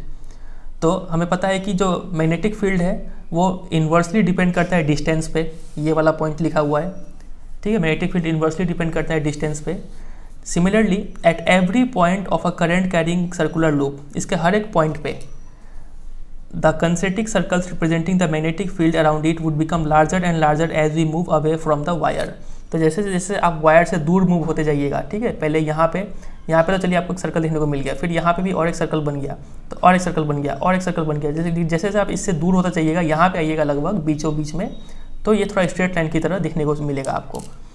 ये रहा कि by the time we reach at the centre of the circular loop, अब जब तक आप centre पे पहुँचेंगे ना, the arcs of this big circles would appear as straight lines. ये जो पहले आर्क की शेप में दिख रहे थे, अब यही आर्क स्ट्रेट लाइन की तरह दिखने लग जाएंगे सेंटर में आके, ठीक है। मतलब ले देके बोलने का मतलब है कि कुछ इस तरीके का शेप होगा एक सर्कुलर लूप में। तो एग्जाम में आपसे क्वेश्चन आ सकता है कि डायरेक्टली इसका डायग्राम बना के दिखाओ, ठीक है। तो आपको ये डायग्राम बनाना पड़ेगा, बहुत इंपॉर्टेंट है ये। और देखिए यहाँ पे क्या क्या बात है, डायरेक्शन पता करना है हमें, तो फिर से यहाँ पे हम राइट हैंड थंब रूल लगा देंगे। अगर हम इसको इस तरीके से पकड़ लेते हैं, मान लीजिए करंट इस डायरेक्शन में फ्लो कर रहा है, तो करंट मेरा थंब भी इसी डायरेक्शन में शो कर रहा है, ठीक है। तो मैग्नेटिक फील्ड का डायरेक्शन कैसा होगा देख रहे हैं आप, कुछ इस तरीके से होगा, मतलब यहाँ से अंदर जा रहा है फिर बाहर आ रहा है। तो वही कुछ यहाँ पे भी बनाया गया है, करंट यहाँ से फ्लो कर रहा है अंदर और ऐसे फ्लो कर रहा है करंट। तो मैग्नेटिक फील्ड का डायरेक्शन देखिए, अंदर जा रहा है फिर बाहर आ रहा है, फिर अंदर जा रहा है बाहर आ रहा है, कुछ ऐसा शेप का बना है, ठीक है। तो वो यहाँ पे लिखा हुआ है। और एक बात यहाँ पे जो गौर करने लायक है, अच्छा उससे पहले आप एक बात याद रखिएगा, ये जो हमने राइट हैंड थंब रूल पढ़ा था, इसका एक और नाम है मैक्सवेल कॉर्क स्क्रू रूल, ठीक है, ये इस नाम से भी जानते हैं, तो इसको थोड़ा ध्यान रखिएगा। चलिए इस पे आते हैं वापस। तो इसमें एक और पॉइंट लिखा हुआ है कि अगर हमें पता है जो मैग्नेटिक फील्ड है वो करंट के से डायरेक्टली डिपेंड करता है, यहाँ पे ये वर्ड याद रखिएगा, करंट पे डायरेक्टली डिपेंड करता है, करंट पे, और जो डिस्टेंस है उस पर क्या करता है, इन्वर्सली डिपेंड करता है, ठीक है। ये दो बात याद रखिएगा। तो अगर हम इस सर्कुलर कॉइल में मान लीजिए n टर्न्स है, तो फील्ड भी क्या हो जाएगा, n गुना टाइम ज़्यादा प्रोड्यूस होने लगेगा। मान लीजिए कोई एक यहाँ से वायर गुजरा और यहाँ से एक सर्कुलर फॉर्म का शेप लिया, फिर यहाँ से करंट निकल गया, तो यहाँ पे मान लीजिए 4 टेस्ला मैग्नेटिक फील्ड प्रोड्यूस हो रहा था। अब मान लीजिए किसी ने क्या किया, यहाँ से करंट भेजा और एक टर्न तो बनाया ही, और एक टर्न ले लिया, और एक टर्न ले लिया, और एक टर्न ले लिया, और एक टर्न ले लिया, और एक टर्न ले लिया, शायद 5 टर्न हो गया, फिर यहाँ पे निकाला। तो अब यहाँ पे मैग्नेटिक फील्ड कितना होगा, तो चूंकि ये 5 टर्न लिया है तो मैग्नेटिक फील्ड इंटू 5 हो जाएगा और 20 टेस्ला का मैग्नेटिक फील्ड यहाँ पे हो जाएगा, क्योंकि हर एक वायर मैग्नेटिक फील्ड प्रोड्यूस कर रहा है और सबका डायरेक्शन सेम है, तो हर एक बार जो मैग्नेटिक फील्ड है वो ऐड होता चला जाएगा। 5 बार टर्न किया तो 5 बार ऐड होकर 20 टेस्ला दे देगा। टेस्ला क्या है, ये यूनिट है मैग्नेटिक फील्ड का, ठीक है। चलिए तो यहाँ पे लिखा हुआ है, therefore if there is a circular turn having n turns, मान लीजिए किसी में n बार घुमा हुआ है वो, तो फील्ड भी n गुना प्रोड्यूस होगा एक के मुकाबले में। This is because the current in each circular turn has the same direction and the field due to each turn then just adds up. चूँकि डायरेक्शन सेम है तो हर बार फील्ड क्या होता है, एड अप हो जाता है, ठीक है। आप देखिए यहाँ पे एक्टिविटी के जरिए बताया गया है कि फिर से वही रेक्टेंगुलर कार्डबोर्ड लीजिए, लेकिन इस बार चूँकि ये सर्कुलर टाइप का है तो आपको यहाँ पे 2 ठो छेद करना होगा, 2 होल कीजिए, फिर उसमें उस सर्कुलर कॉइल को इंसर्ट कर दीजिए, फिर आयरन फिलिंग्स को बिखेर दीजिए, फिर 2-3 बार टैप कीजिए, फिर आप पाएंगे, ऑब्जर्व करेंगे कुछ इस टाइप का पैटर्न, कंसेंट्रिक सर्कल्स का पैटर्न बनेगा और सेंटर में नियरली स्ट्रेट लाइन्स देखने को मिलेगा। तो वही सब यहाँ पे लिखा हुआ है फिर से, ठीक है। चलिए अब देखते हैं यहाँ पे क्वेश्चन कैसा कैसा बनेगा। देखिए क्वेश्चन आपसे ऐसे पूछेंगे कि how will the magnetic field produce by a point due to a current carrying circular coil change if we increase the current flowing through the coil. अगर आप करंट को बढ़ाएंगे तो मैग्नेटिक फील्ड क्या होगा, तो कॉमन सेंस से magnetic field भी बढ़ जाएगा। Number 2, reverse the direction of current through the coil. Current का डायरेक्शन चेंज करेंगे तो मैग्नेटिक फील्ड का डायरेक्शन भी चेंज हो जाएगा। और number 3, increase the number of turns in the coil. अगर नंबर ऑफ टर्न्स बढ़ाएंगे तो मैग्नेटिक फील्ड भी उतना ही टर्न्स में फिर उतना ही गुना उतना ही टाइम्स बढ़ जाएगा, ठीक है। तो ये हो जाएगा इसका answer. A straight wire lying in a horizontal plane carries a current from north to south. तो एक स्ट्रेट वायर है, वो करंट नॉर्थ से साउथ की तरफ कैरी कर रहा है। चलिए इसको थोड़ा डायग्राम बना के सॉल्व करते हैं। हमें डायरेक्शन पता है, ये होता है नॉर्थ, ये होता है साउथ, ये होता है ईस्ट, ये होता है वेस्ट। तो एक कंडक्टर है जो नॉर्थ से साउथ की तरफ करंट कैरी कर रहा है। तो पूछा गया है कि what will be the direction of the magnetic field at a point just underneath it. तो इसके ठीक नीचे जो मैग्नेटिक फील्ड है उसका डायरेक्शन क्या होगा। तो अब इसको आप पेन से इमेजिन कर लीजिए। मान लीजिए इस डायरेक्शन में करंट फ्लो कर रहा है और इसके नीचे मैग्नेटिक फील्ड क्या होगा। तो इसको हम लोग राइट हैंड थंब रूल से पता करेंगे। ये देखिए, ये हमने राइट हैंड थंब रूल निकाला, तो नीचे में डायरेक्शन क्या है इसका, इधर से इधर जा रहा है, मतलब इधर है वेस्ट और इधर है ईस्ट। तो वेस्ट टू ईस्ट होगा अंडरनीथ में, समझ रहे हैं। इधर से इधर हम उंगली दिखा रहे थे, तो ये हो जाएगा वेस्ट से ईस्ट अंडरनीथ। और ऊपर में ठीक उसका ऑपोजिट हो जाएगा, समझ रहे हैं, ईस्ट से वेस्ट हो जाएगा ऊपर में, अगर पूछा होता तो। फिर दूसरा क्वेश्चन है, name the law use to arrive at the answer in part A and state it. हमने कौन सा लॉ का यूज़ किया, राइट हैंड थंब रूल, और उसका स्टेटमेंट भी देना है। तो हम जो आपको बताए थे वो आप यहाँ पे लिख दीजिएगा, ठीक है। चलिए एक क्वेश्चन आपको इस तरीके से पूछेंगे कि मान लीजिए ये कोई कार्डबोर्ड है, इसमें 2 होल किया हुआ है और 2 कंडक्टर यहाँ से पास कराया गया है। स्ट्रेट कंडक्टर है और दोनों में ही करंट इस डायरेक्शन में है, ठीक है। ये कंडक्टर ए है, ये कंडक्टर बी है और बीच में कोई पॉइंट है, मान लीजिए के का दूरी यहाँ से और यहाँ से दोनों से बराबर है और इसमें बराबर करंट फ्लो कर रहा है। तो ये कुछ मैग्नेटिक फील्ड प्रोड्यूस कर रहा होगा, ये भी कुछ मैग्नेटिक फील्ड प्रोड्यूस कर रहा होगा। तो आपको बताना है कि के पे मैग्नेटिक फील्ड क्या होगा। तो आप पाएंगे, देखिए इसका डायरेक्शन क्या होगा, ये इस डायरेक्शन में फ्लो कर रहा है, तो मैग्नेटिक फील्ड का डायरेक्शन कुछ इस ऐसा होगा, कॉन्सेंट्रिक सर्कल्स और डायरेक्शन कुछ ऐसा दिख रहा है आपको, कुछ ऐसा होगा, मतलब इधर से होगा डायरेक्शन।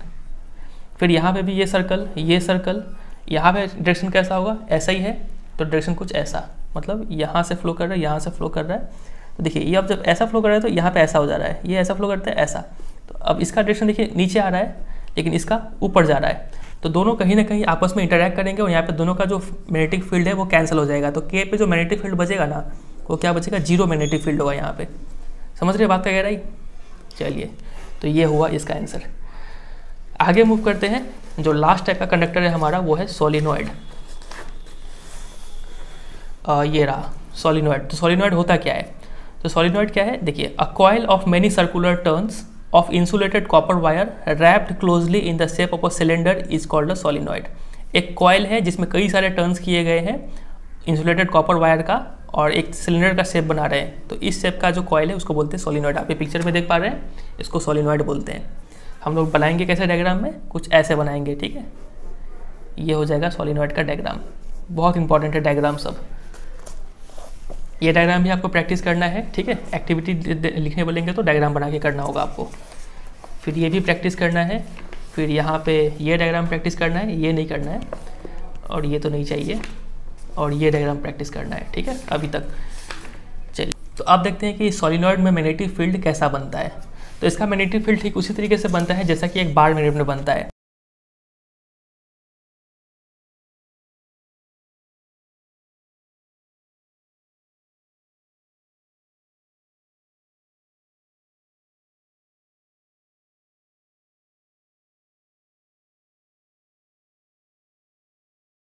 तो ऐसा शेप मिलता है बार मैग्नेट में। तो कुछ इसी तरीके का मैग्नेटिक फील्ड हमें एक सोलिनॉइड में भी देखने को मिलता है। आप ये देख पा रहे हैं डायग्राम में, ये एक सोलिनॉइड है और इसका दोनों एंड को यहाँ पे एक की से कनेक्ट किया गया है, प्लस यहाँ पे कुछ बैटरी है और यहाँ से कनेक्ट किया गया है। करंट यहाँ से निकल रहा है, यहाँ से फ्लो कर करके यहाँ से आ जा रहा है। फिर तो यहाँ पे मैग्नेटिक फील्ड आप देख पा रहे हैं, ठीक है, एक बार मैग्नेट की तरह है। तो आपसे एग्जाम में क्वेश्चन पूछेंगे कि हाँ कि किस टाइप का कंडक्टर में magnetic field same to same bar magnet की तरह दिखता है, तो आपको लिखना होगा सोलिनॉइड में। The field lines inside the solenoid are in the form of parallel straight line. Solenoid का अंदर अगर आप देखें तो यहाँ पे जो फील्ड लाइन आपको दिख रहा है ना, ये आपको पैरेलल और स्ट्रेट लाइन दिखेंगे अगर आप ध्यान से देखेंगे तो। फिर तो ये क्या इंडिकेट करता है, ये इंडिकेट करता है कि जो अंदर में मैग्नेटिक फील्ड है वो क्या है, सेम है हर एक पॉइंट पे। यहाँ पे मैग्नेटिक फील्ड का स्ट्रेंथ, यहाँ पे मैग्नेटिक फील्ड का स्ट्रेंथ, यहाँ पे अंदर में किसी भी पॉइंट में मैग्नेटिक फील्ड का स्ट्रेंथ अगर आप नापना चाहे तो वो सेम होगा। तो इस टाइप के मैग्नेटिक फील्ड को हम लोग बोलते हैं यूनिफॉर्म मैग्नेटिक फील्ड। बहुत इंपॉर्टेंट है, एग्जाम में आपसे क्वेश्चन पूछेंगे हाँ कि अगर किसी मैग्नेटिक फील्ड में पैरेलल स्ट्रेट लाइन्स है तो वहाँ पर किस टाइप का मैग्नेटिक फील्ड है, तो आपको लिखना होगा यूनिफॉर्म मैग्नेटिक फील्ड। या फिर आपसे बोल सकते हैं कि draw a diagram of uniform magnetic field. इसका डायग्राम कैसे बनाएंगे, तो आपको पैरेलल स्ट्रेट लाइन्स बना देना है, ठीक है, कुछ इस तरीके से बना देना है। यही हो गया diagram of uniform magnetic field. समझे कि नहीं समझे। और रहा इस डायग्राम का बात, तो ये डायग्राम को आप कैसे बनाएंगे, तो सबसे पहले आप एक यहाँ पे सोलिनॉइड बना लेंगे।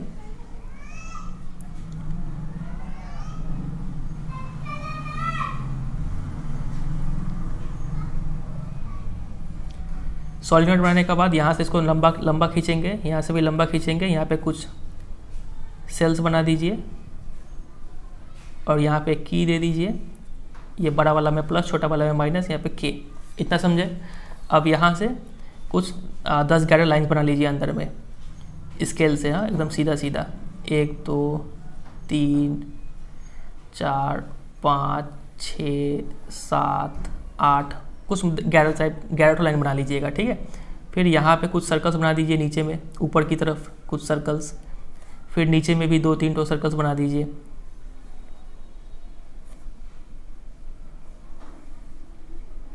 कुछ सर्कल्स यहाँ पे भी एक ठो और फिर जो बचा हुआ लाइन है उस सबको ऐसे करके निकाल दीजिए। ध्यान रहे कि कोई भी 2 लाइन को इंटरसेक्ट नहीं करवाना है, ठीक है। कुछ और अच्छे तरीके से बनाएंगे तो ऐसा बन जाएगा।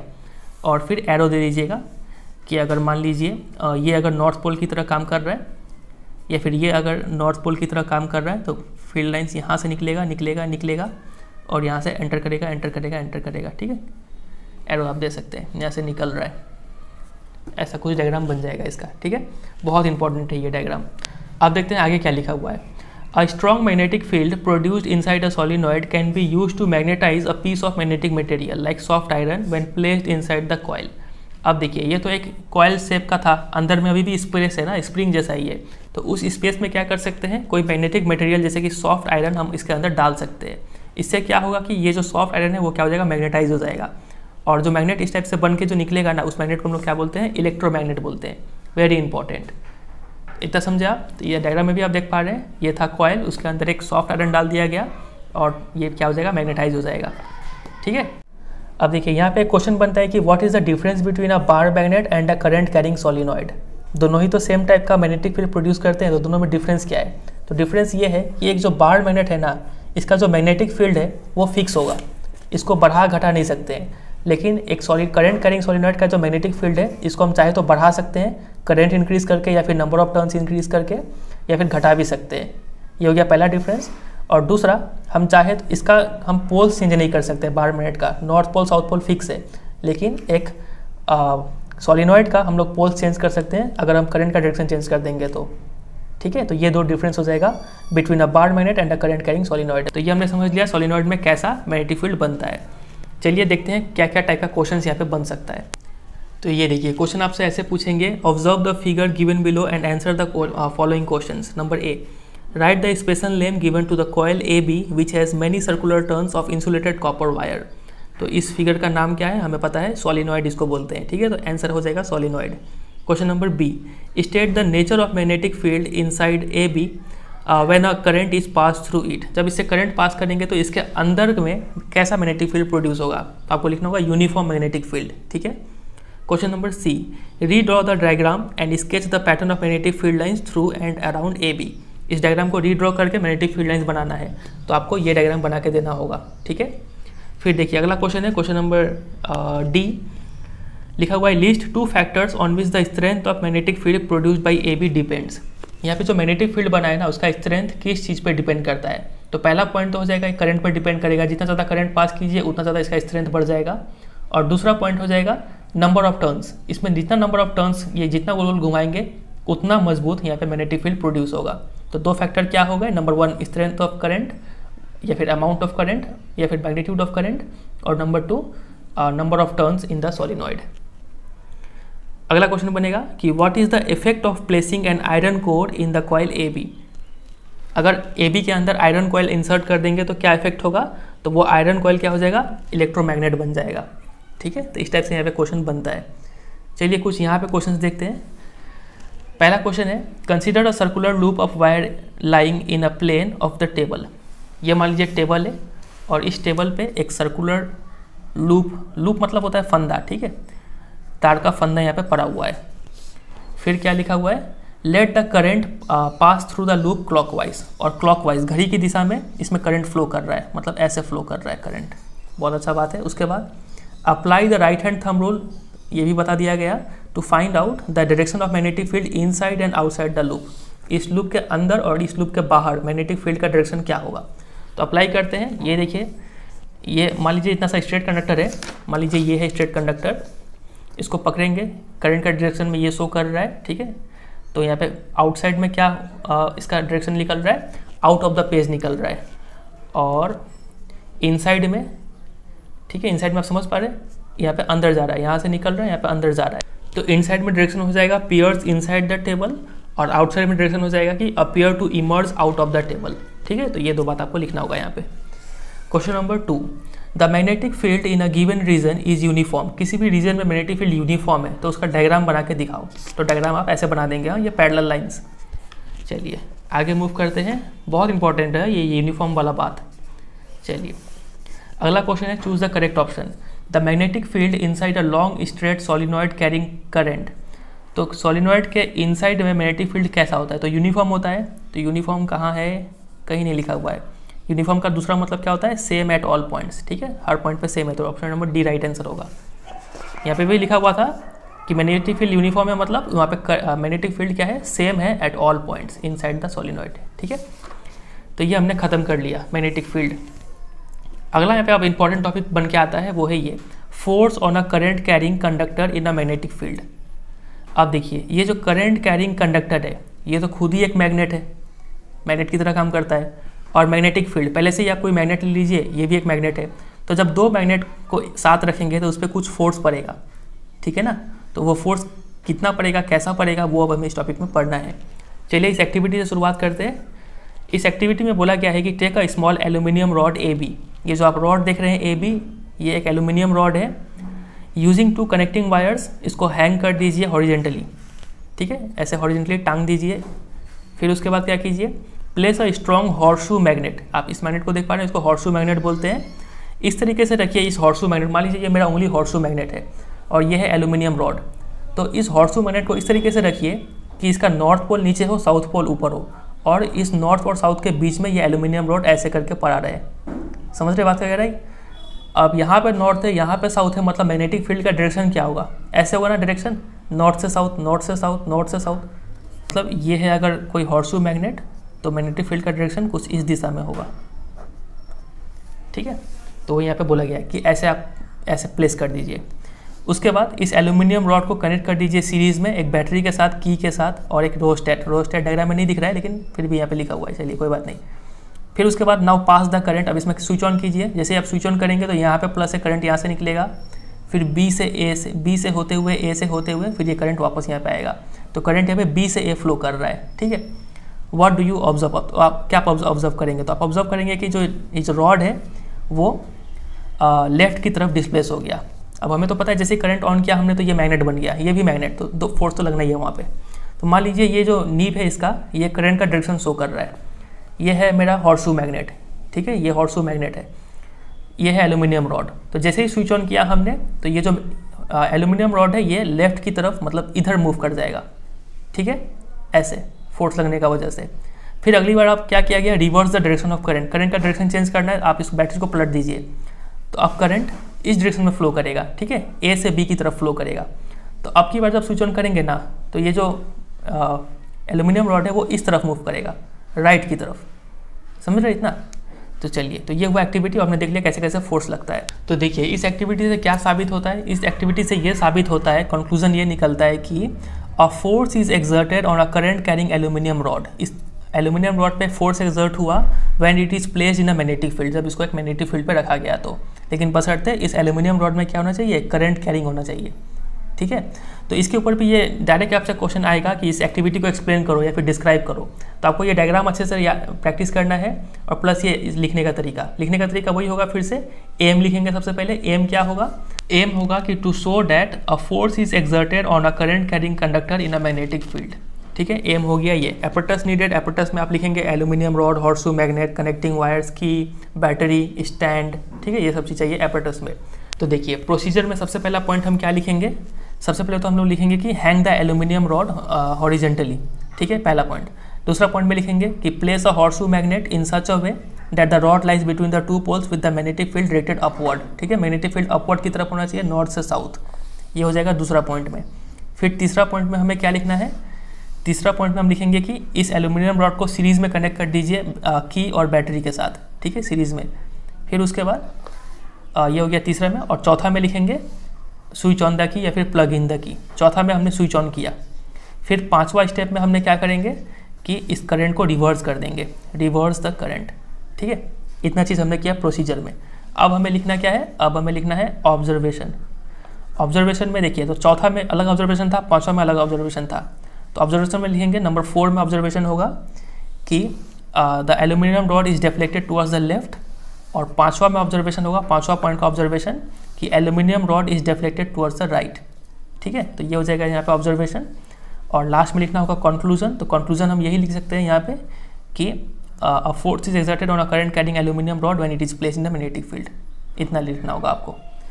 अब देखिए, ये तो पूरा बात हो गया एक्टिविटी का। अब कुछ एक्स्ट्रा इन्फॉर्मेशन, अगर हम इस हॉर्सशू मैग्नेट को, नीचे नॉर्थ था ऊपर साउथ था, अगर हम इसको पलट दें, ऊपर नॉर्थ कर दें और नीचे साउथ कर दें ना, तब भी इसका जो फोर्स का डायरेक्शन है वो चेंज हो जाएगा। मान लीजिए नंबर 4 में हमने क्या किया था, करंट बी से ए में आ रहा है, और जब मैग्नेटिक फील्ड नॉर्थ से साउथ हो रहा था तो ये जो एल्यूमिनियम रॉड है वो इस तरफ डिफ्लेक्ट किया था ना। अब मान लीजिए करंट अभी वैसे ही आ रहा है, बी से ए की तरफ ही आ रहा है, लेकिन अब हमने इसको पलट दिया, ये नॉर्थ को ऊपर कर दिया, साउथ को नीचे कर दिया। तो अब की बार ये जो एल्यूमिनियम रॉड है वो इस तरफ डिस्प्लेस होगा, ठीक है। तो इस बात को ध्यान रखिएगा। तो हमने अभी तक 2 चीज़ पाया, अगर हम करंट का डायरेक्शन चेंज करते हैं तो फोर्स का डायरेक्शन चेंज हो जाता है, ठीक है। जब करंट हम लोग इधर से भेज रहे थे तो मैग्नेटिक ये फोर्स इधर लग रहा था, ये इधर डिफ्लेक्ट हो रहा था। जब करंट हम लोग उल्टा भेजने लगे तो ये इधर डिफ्लेक्ट होने लगा। और अगर हम मैग्नेटिक फील्ड का डायरेक्शन भी चेंज करते हैं ना, तो फोर्स का डायरेक्शन भी तब भी चेंज होता है। तो एग्जाम में ये क्वेश्चन आता है कि ये जो फोर्स का डायरेक्शन है वो किस चीज़ पे डिपेंड करता है। तो आपको लिखना होगा 2 चीज़ पे डिपेंड करता है ये, नंबर 1 डायरेक्शन ऑफ करंट और number 2 direction of magnetic field. तो वो यहाँ पे लिखा हुआ है, it shows that the direction of force on the conductor depends upon the direction of current, number 1, और नंबर 2 हो जाएगा डायरेक्शन ऑफ मैग्नेटिक फील्ड। ये 2 चीज़ पे डिपेंड करता है। और एक्सपेरिमेंट करके ये भी पाया गया है कि ये जो फोर्स है ना, सबसे मजबूत फोर्स तभी लगेगा जब मैग्नेटिक फील्ड और ये करंट कैरिंग कंडक्टर का डायरेक्शन एक दूसरे में परपेंडिकुलर हो। तो मान लीजिए ये है अपना हॉर्सशू मैग्नेट और ये है अपना एल्यूमिनियम रॉड।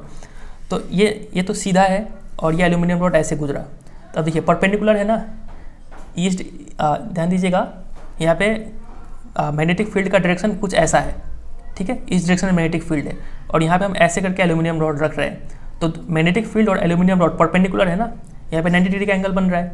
लेकिन अगर हम इस एल्यूमिनियम रॉड को ऐसे परपेंडिकुलर ना रख के ऐसे टेढ़ा रख दें, तब इसमें थोड़ा फोर्स कम लगेगा। पहले इतना डिफ्लेक्ट हो रहा था, मान लीजिए सिर्फ इतना ही डिफ्लेक्ट होगा।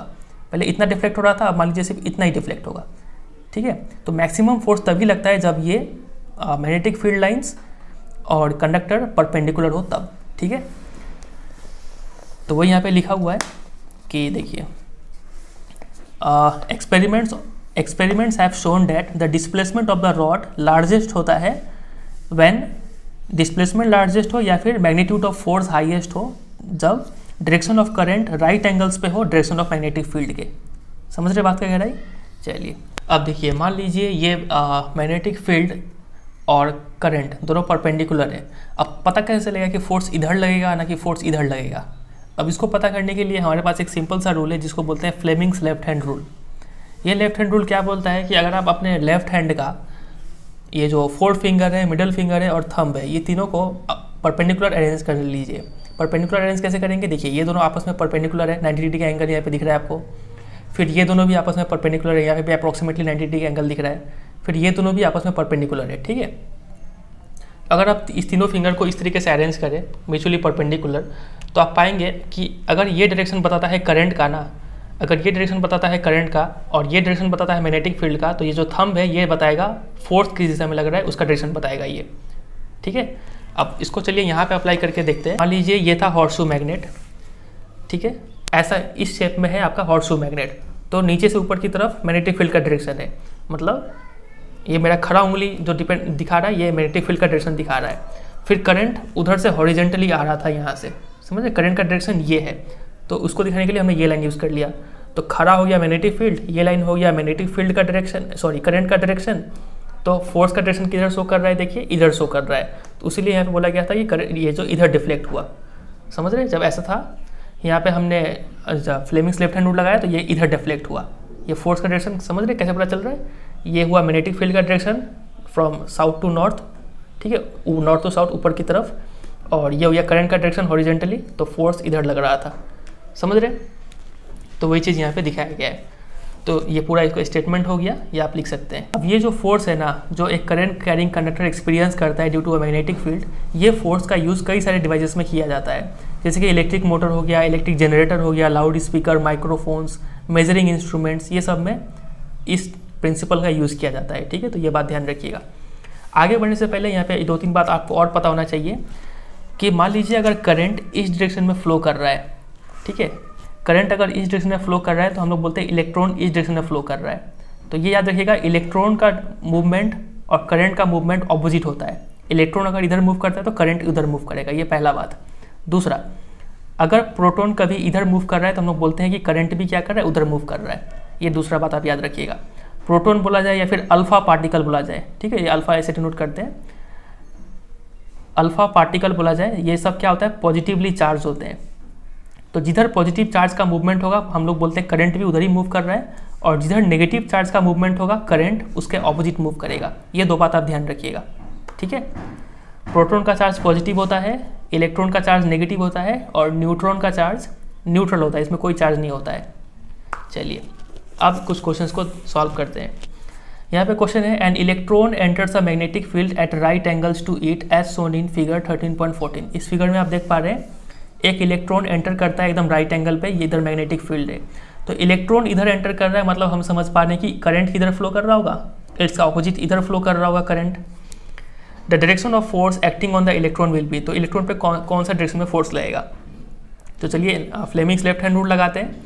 अब देखिए फ्लेमिंग्स लेफ्ट हैंड लगा के इधर मैग्नेटिक फील्ड है, तो मैग्नेटिक फील्ड कौन सा उंगली शो करता है, ये जो फर्स्ट फिंगर है ये शो करता है। इसको फोर्थ फिंगर या फिर फर्स्ट फिंगर भी बोल सकते हैं, ठीक है। तो ऐसे करके हमने अरेंज कर लिया। अब इलेक्ट्रॉन इधर है, मतलब करंट उधर है, हम तो करंट इधर दिखा रहे हैं, तो ये गलत है, करंट मेरे को उधर शो करना होगा, समझ रहे। ये मैग्नेटिक फील्ड, ये हो गया करंट, तो फोर्स किधर शो कर रहा है, नीचे की तरफ। तो फोर्स कहाँ लगेगा, राइट लेफ्ट में नहीं, आउट ऑफ द पेज नहीं, इनटू द पेज, ठीक है। फोर्स नीचे की तरफ लग रहा है, इनटू द पेज, इसका आंसर हो जाएगा ऑप्शन नंबर डी, समझे। तो ऐसे हम सॉल्व करेंगे। यहाँ पे एक क्वेश्चन देखिए, which of the following property of a proton can change, proton है, ठीक है, can change while it moves freely in a magnetic field. एक प्रोटोन मैग्नेटिक फील्ड में मूव कर रहा है तो उसका कौन सा प्रॉपर्टी चेंज होगा। तो ये मान लीजिए कोई मैग्नेटिक फील्ड है, यहाँ पे प्रोटोन मूव कर रहा है, तो जैसे भी मूव करे इस पर फोर्स लगेगा और ये हिल के टेढ़ा हो जाएगा, इसका डायरेक्शन चेंज हो जाएगा। तो देखिए मास एक स्केलर क्वांटिटी है, इसमें सिर्फ मैग्नीट्यूड होता है, डायरेक्शन नहीं होता है, तो ये चेंज नहीं होगा। स्पीड भी स्केलर क्वांटिटी है, ये चेंज नहीं होगा। वेलोसिटी एक वेक्टर क्वांटिटी है, डायरेक्शन पर डिपेंड करता है, तो वेलोसिटी चेंज हो जाएगा। और मोमेंटम आप पढ़े होंगे, P = mv होता है, क्लास 9 में आपने पढ़ा होगा। तो चूंकि इसमें भी वेलोसिटी आता है तो ये भी चेंज हो जाएगा।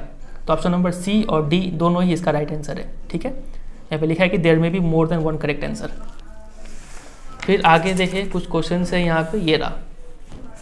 इन एक्टिविटी 13.7, मतलब इस वाले एक्टिविटी में how do we think the displacement of the rod A B will be affected if current in rod A B is increase. अगर आप यहाँ पे करंट ज़्यादा भेजेंगे तो इसका डिस्प्लेसमेंट पर क्या इफेक्ट पड़ेगा, तो इसका डिस्प्लेसमेंट क्या हो जाएगा, इंक्रीज हो जाएगा, ठीक है, करंट बढ़ाने से। फिर दूसरा, a stronger horseshoe magnet is use, मजबूत मैग्नेट यूज़ करने के अगर मैग्नेटिक फील्ड बढ़ा देंगे तो भी क्या होगा, डिफ्लेक्शन इंक्रीज हो जाएगा। और number 3, a length of the rod A B is increase, इसका लंबाई बढ़ा देंगे तो भी क्या होगा, मैग्नेटिक इसका जो डिफ्लेक्शन है वो इंक्रीज हो जाएगा, ठीक है। चलिए अगला क्वेश्चन है, अ पॉजिटिवली चार्ज पार्टिकल है, मान लीजिए alpha particle, projected towards waste is directed towards north bye a magnetic field. क्या क्या लिखा हुआ है एक बार लिख के देखते हैं।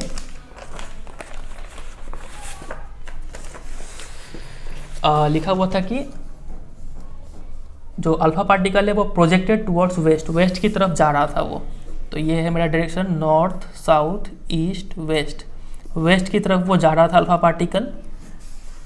तो क्या हुआ, डिफ्लेक्टेड टुवर्ड्स नॉर्थ, वो नॉर्थ की तरफ डिफ्लेक्ट हो गया, इधर नॉर्थ की तरफ मूव कर गया, तो इधर फोर्स लगा है इसका मतलब, और इधर वो जा रहा था, पॉजिटिव चार्ज जा रहा है मतलब यही करंट का दिशा है, फोर्स इधर लगा है। तो चलिए, तो पूछा क्या है हमसे, पूछा है the direction of magnetic field is, magnetic field का डायरेक्शन पूछा है हमसे। तो Fleming's left hand rule use करते हैं, करंट इधर है, करंट इधर हमने शो कर दिया, कैसे अरेंज करें, चलिए इसको ऐसे कर लेते हैं, करंट हमने इधर कर लिया और ये मैग्नेटिक इधर चाहिए, फोर्स है, तो फोर्स तो हमें अंगूठा से दिखाना होगा, तो मतलब कुछ कैसा होगा ये,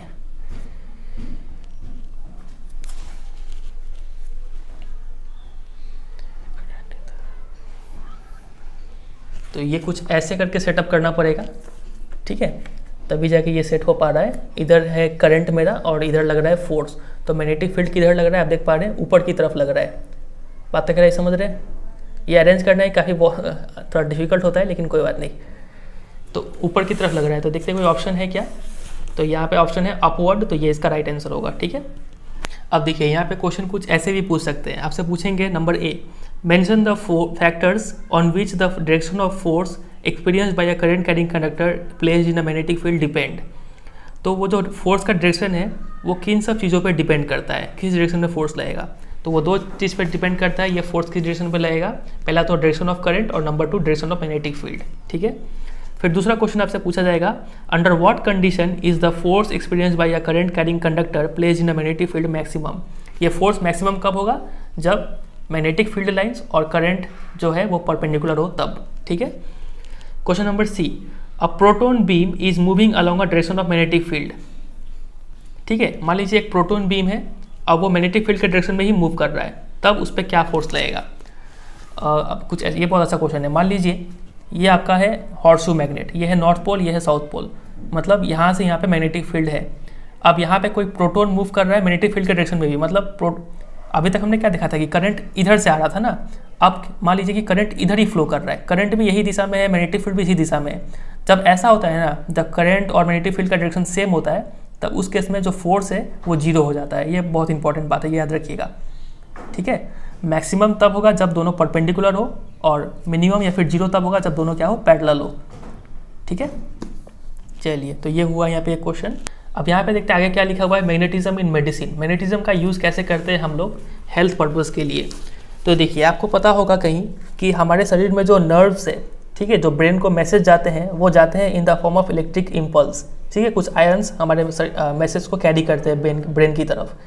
तो ये छोटे छोटे जो आयंस होते हैं ना, ये आयंस भी हल्का सा मैग्नेटिक फील्ड प्रोड्यूस करते हैं। भले ही इनका मैग्नेटिक फील्ड क्या होता है, वेरी वीक होता है, लेकिन थोड़ा मैग्नेटिक फील्ड ये लोग प्रोड्यूस करते ही है। और सबसे ज़्यादा मैग्नेटिक फील्ड आपका जो हार्ट है और ब्रेन है, यहाँ पे सबसे ज़्यादा मैग्नेटिक फील्ड प्रोड्यूस होता है।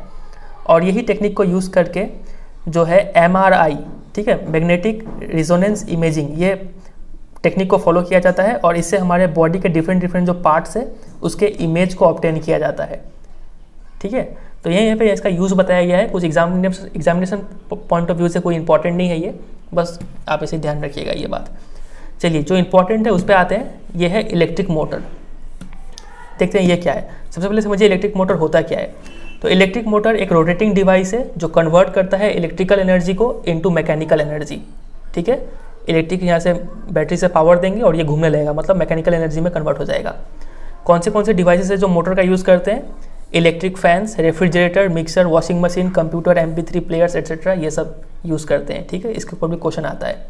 अब चलिए देखते हैं इसका वर्किंग और कैसे कैसे ये काम करता है। इसको पूरा लाइन बाय लाइन जाएंगे, ठीक है, ध्यान से सुनिएगा इसको। An electric motor shown in figure ये consist of a rectangular coil ABCD।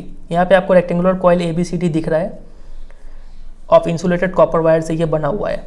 The coil is placed between the two poles of a magnetic field such that the arm AB and CD are perpendicular to the direction of magnetic field. इस coil को दो poles के बीच में रखा गया है और इस तरीके से रखा गया है। देखिए यहाँ पे नॉर्थ है या साउथ है, तो मैग्नेटिक फील्ड का डायरेक्शन कुछ ऐसा होगा और यहाँ पे कॉइल्स पड़ रहा है, तो दोनों क्या है, परपेंडिकुलर पड़ रहे हैं। ठीक है, फिर देखिए the ends of the coil are connected to the two halves P and Q of a split ring. ये जो कॉयल का एंड है ये दो हाफ से कनेक्ट किया गया है P और Q से।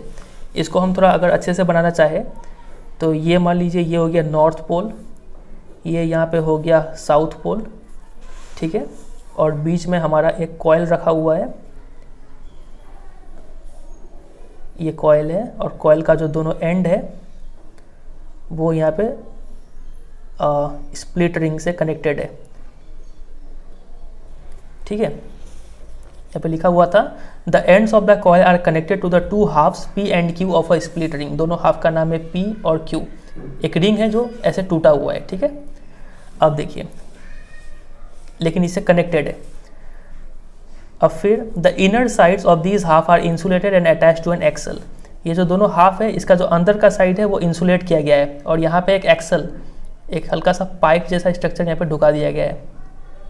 ठीक है, ताकि यहाँ पे आप कुछ भी पंखा उंखा लगा के आप घुमा पाए, जो भी चीज़ रोटेट करना है वो आप यहाँ पे रोटेट कर पाएंगे।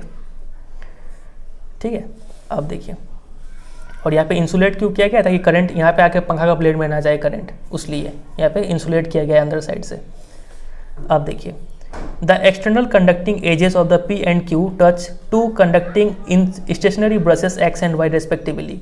अब ये जो P और Q है ये दोनों X और Y से टच हो रहे हैं। यहाँ पे दो ठो ब्रश है, ये दो ब्रश है, ठीक है, जिसका नाम दिया गया है X और Y। लेकिन ये दोनों ब्रश क्या है, स्टेशनरी है। यहाँ पे लिखा हुआ स्टेशनरी, मतलब ये दोनों हिलेंगे नहीं। P और Q तो मूव रोटेट कर सकेंगे, जब ये घूमेगा, ठीक है, तो P भी घूम जाएगा इनके साथ में, Q भी ऐसे से घूमने लगेगा, लेकिन X और Y एक जगह फिक्स रहेंगे।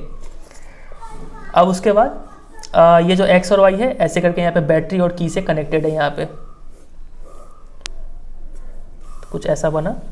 उसके बाद current in the coil ABCD enters from the source battery. यहाँ से देखिए प्लस है, यहाँ से करंट निकलेगा और X से एंटर करेगा and flows back to the battery through brush Y, और यहाँ से फ्लो करते करते Y के जरिए होके वापस फ्लो हो जाएगा। Notice that the current in the arm AB, A से B की तरफ, इस अब यहाँ पे देखिए A से B में करंट जा रहा है और यहाँ पे C से D में करंट जा रहा है। दोनों में करंट का डायरेक्शन ऑपोजिट है। यहाँ पे करंट ऐसे जा रहा है, यहाँ पे करंट ऐसे आ रहा है। ठीक है, ये ABCD, समझे। उसके बाद देखिए क्या बोला गया है। अगर हम यहाँ पे फ्लेमिंग्स लेफ्ट हैंड रूल लगाएंगे, लगाते हैं हम लोग ही खुद से, इधर मैग्नेटिक फील्ड का डायरेक्शन है, तो ये हो गया फील्ड का डायरेक्शन, करंट का डायरेक्शन इधर है, हम इधर शो कर रहे हैं, तो ऐसा नहीं होना चाहिए, ऐसा होना चाहिए। ये फील्ड तो फोर्स किधर लगेगा, नीचे की तरफ, तो ये जो ब्लेड है ये नीचे की तरफ मूव कर जाएगा। ठीक है, नीचे की तरफ फोर्स लगा। अब यहाँ पे देखें, यहाँ पे मैग्नेटिक फील्ड इस दिशा में है, करंट इस दिशा में है, तो फोर्स ऊपर लग रहा है, तो फोर्स यहाँ पे ऊपर की तरफ लगेगा। अब देखिए ये नीचे लगा, ये ऊपर लगा, तो ऐसे करके ये रोटेट हो जाएगा। ठीक है, तो रोटेट होने के बाद देखिए we find that the force acting on arm AB pushes it downward. AB को नीचे की तरफ फोर्स लग रहा है, while the force acting on arm CD pushes it upward, CD में ऊपर की तरफ लग रहा है। Thus the coil and the axle O mounted free to turn about an axis rotate anti clockwise। तो ये जो कॉयल है और एक्सल रोटेट कर जाएंगे, वो भी एंटी क्लॉकवाइज, इस दिशा में ऐसे रोटेट कर रहे हैं ना, तो ये एंटी क्लॉकवाइज डायरेक्शन है। आफ्टर हाफ रोटेशन, आधा रोटेशन होने के बाद ये CD इधर आ जाएगा, AB उधर चला जाएगा। Q makes contact with the brush X। अब ये Q CD के साथ, तो Q भी इधर आ गया होगा ना, पूरा रोटेट हो गया, तो अब Q X के साथ कॉन्टैक्ट बना रहा है और P जो है Y के साथ कॉन्टैक्ट बनाएगा हाफ रोटेशन के बाद। तो अब देखिए क्या होता है, अब करंट कैसे फ्लो करेगा। अब जो है ये फिर से हमारा वही मैग्नेट है और ये फिर से हमारा वही कॉयल है।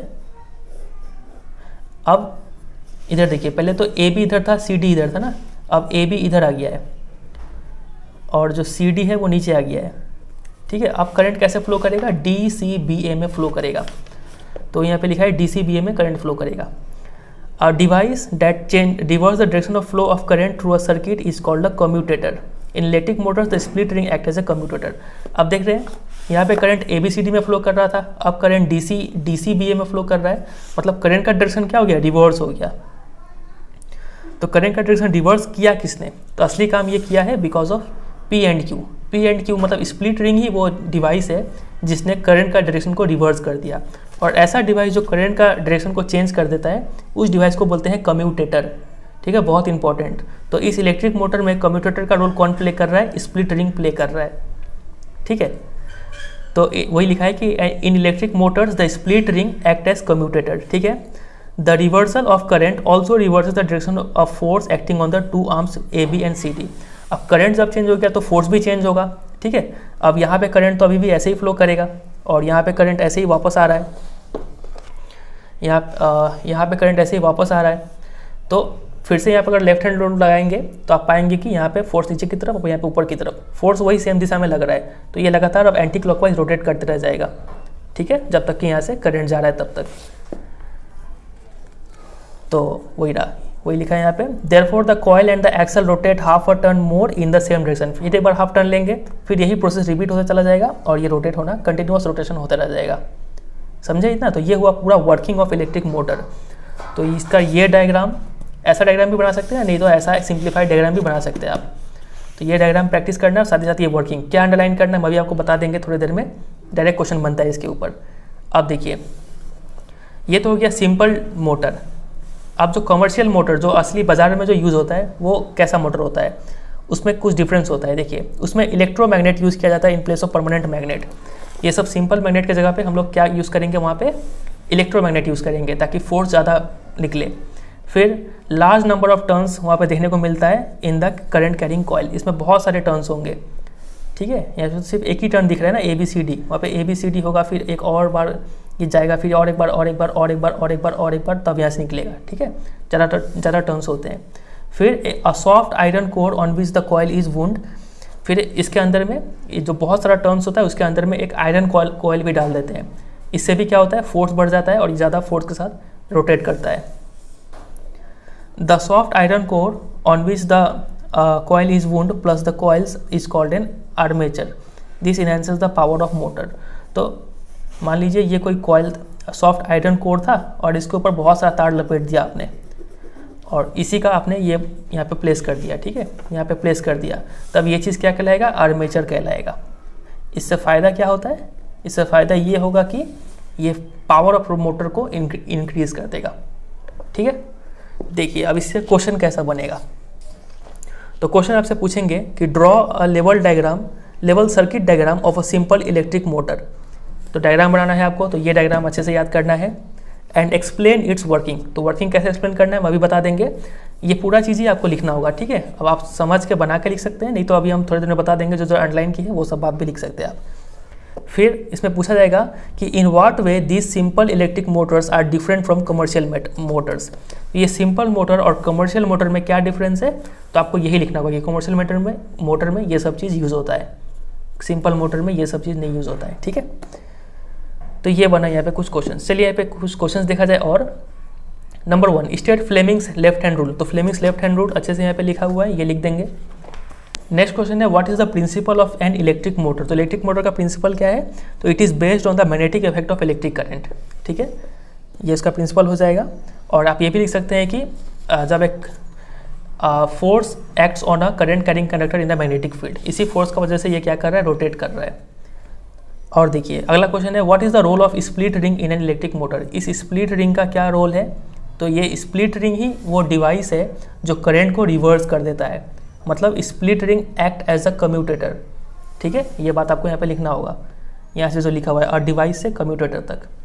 ठीक है, चलिए मूव करते हैं आखिरी टॉपिक पे जो कि है इलेक्ट्रोमैग्नेटिक इंडक्शन। काफ़ी इजी टॉपिक है और अभी तक आपके मन में अगर कोई भी डाउट रह गया हो ना तो आप थोड़ी देर रुकिए और अभी हम थोड़ी देर में पूरा चैप्टर को रिवाइज करेंगे और जो भी डाउट आपका होगा उसमें सारा चीज़ क्लियर हो जाएगा। ठीक है, अभी आप पहले ध्यान से इसको समझिए, इलेक्ट्रोमैग्नेटिक इंडक्शन क्या होता है, इसको एक एक्टिविटी की हेल्प से समझते हैं। देखिए बोला गया है कि take a coil of wire A B having a large number of turns. एक कॉइल ऑफ वायर ले लीजिए इस तरीके का, ठीक है, बहुत सारा तार लपेटा हुआ है, उसके बाद connect the ends of the coil to a galvanometer, और इस कॉइल के दोनों एंड को आप एक गैल्वेनोमीटर से कनेक्ट कर दीजिए। अब गैल्वेनोमीटर क्या होता है? गैल्वेनोमीटर एक ऐसा इंस्ट्रूमेंट है जो डिटेक्ट करता है किसी भी सर्किट में करंट है कि नहीं। अगर इस सर्किट में करंट होगा तो ये गैल्वेनोमीटर का जो नीडल है, सुई है, वो हिलेगा। अगर करंट नहीं है तो वो जीरो पे रहेगा, और अगर करंट है तो क्या तो वो लेफ्ट में या फिर राइट की तरफ मूव करेगा, डिपेंड करता है कि करंट किस डायरेक्शन में फ्लो कर रहा है। ठीक है, तो कॉइल को उस गैल्वेनोमीटर से कनेक्ट कर दीजिए। फिर take a strong bar magnet and move its north pole towards the end B of the coil. फिर आप क्या कीजिए, एक बार मैग्नेट ले लीजिए और उस बार मैग्नेट का नॉर्थ पोल जो कॉइल का बी एंड है उसकी तरफ मूव कराइए, मतलब इस मैग्नेट को घसीटते हुए इस साइड में लाइए। तो what do you find any change in the galvanometer needle? तो क्या आपने इस गैल्वेनोमीटर में कोई चेंज देखा? तो आप पाएंगे कि there is momentary deflection in the needle of the galvanometer. आप जैसे ही इसको मूव करेंगे ना, वैसे ही आप पाएंगे कि ये गैल्वेनोमीटर का जो सुई है वो थोड़ा देर के लिए हिलता है, से टू द राइट। मान लीजिए ये राइट की तरफ मुड़ गया, मान लीजिए, ठीक है। तो ये इंडिकेट करता है कि जैसे ही हमने इस मैग्नेट को इधर मूव किया, वैसे ही इस कॉइल में थोड़ी देर के लिए थोड़ा सा करंट आ गया, तभी तो ये गैल्वेनोमीटर हिला, क्योंकि गैल्वेनोमीटर करंट का प्रेजेंस में ही हिलता है। ठीक है, the deflection become zero the moment the motion of the magnet stops. और जैसे ही हमने इस मैग्नेट को मूव करना बंद कर दिया, वैसे ही ये डिफ्लेक्शन जीरो पे आके रुक गया, जो नीडल है वो जीरो पे आके रुक गया। ठीक है, now we draw the north pole of the magnet away from the coil. अब इस मैग्नेट को वापस लेके जाइए, अब इस मैग्नेट को उस डायरेक्शन में मूव कीजिए। ठीक है, जब इसको आप वापस लेके जाएंगे तो आप फिर से पाएंगे कि ये जो डिफ्लेक्शन है एक बार के लिए फिर से थोड़ा हिलता है ये सुई।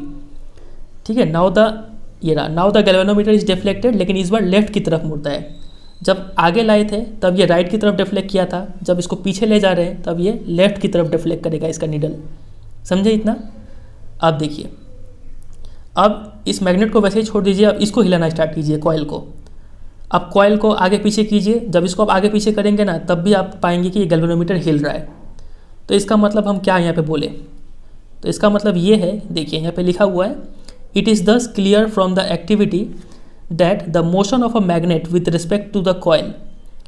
अगर इन दोनों का मोशन, चाहे मैग्नेट मूव करे या फिर कॉइल मूव करे, दोनों में से कोई भी मूव करे, उस वजह से प्रोड्यूस होता है an induced potential difference. Induce मतलब प्रोड्यूस्ड, एक पोटेंशियल डिफरेंस पैदा हो जाता है यहाँ पे, मतलब बैटरी का पावर पैदा हो जाता है, which sets up an induced electric current in the circuit. Induce मतलब फिर से प्रोड्यूस्ड, और इस पोटेंशियल डिफरेंस का वजह से यहाँ पे एक इलेक्ट्रिक करंट प्रोड्यूस हो जाता है या फिर इंड्यूस हो जाता है। समझ रहे बात कह रही? तो चलिए आगे एक और एक्टिविटी को देखते हैं, तब हमें और क्लियर होगा।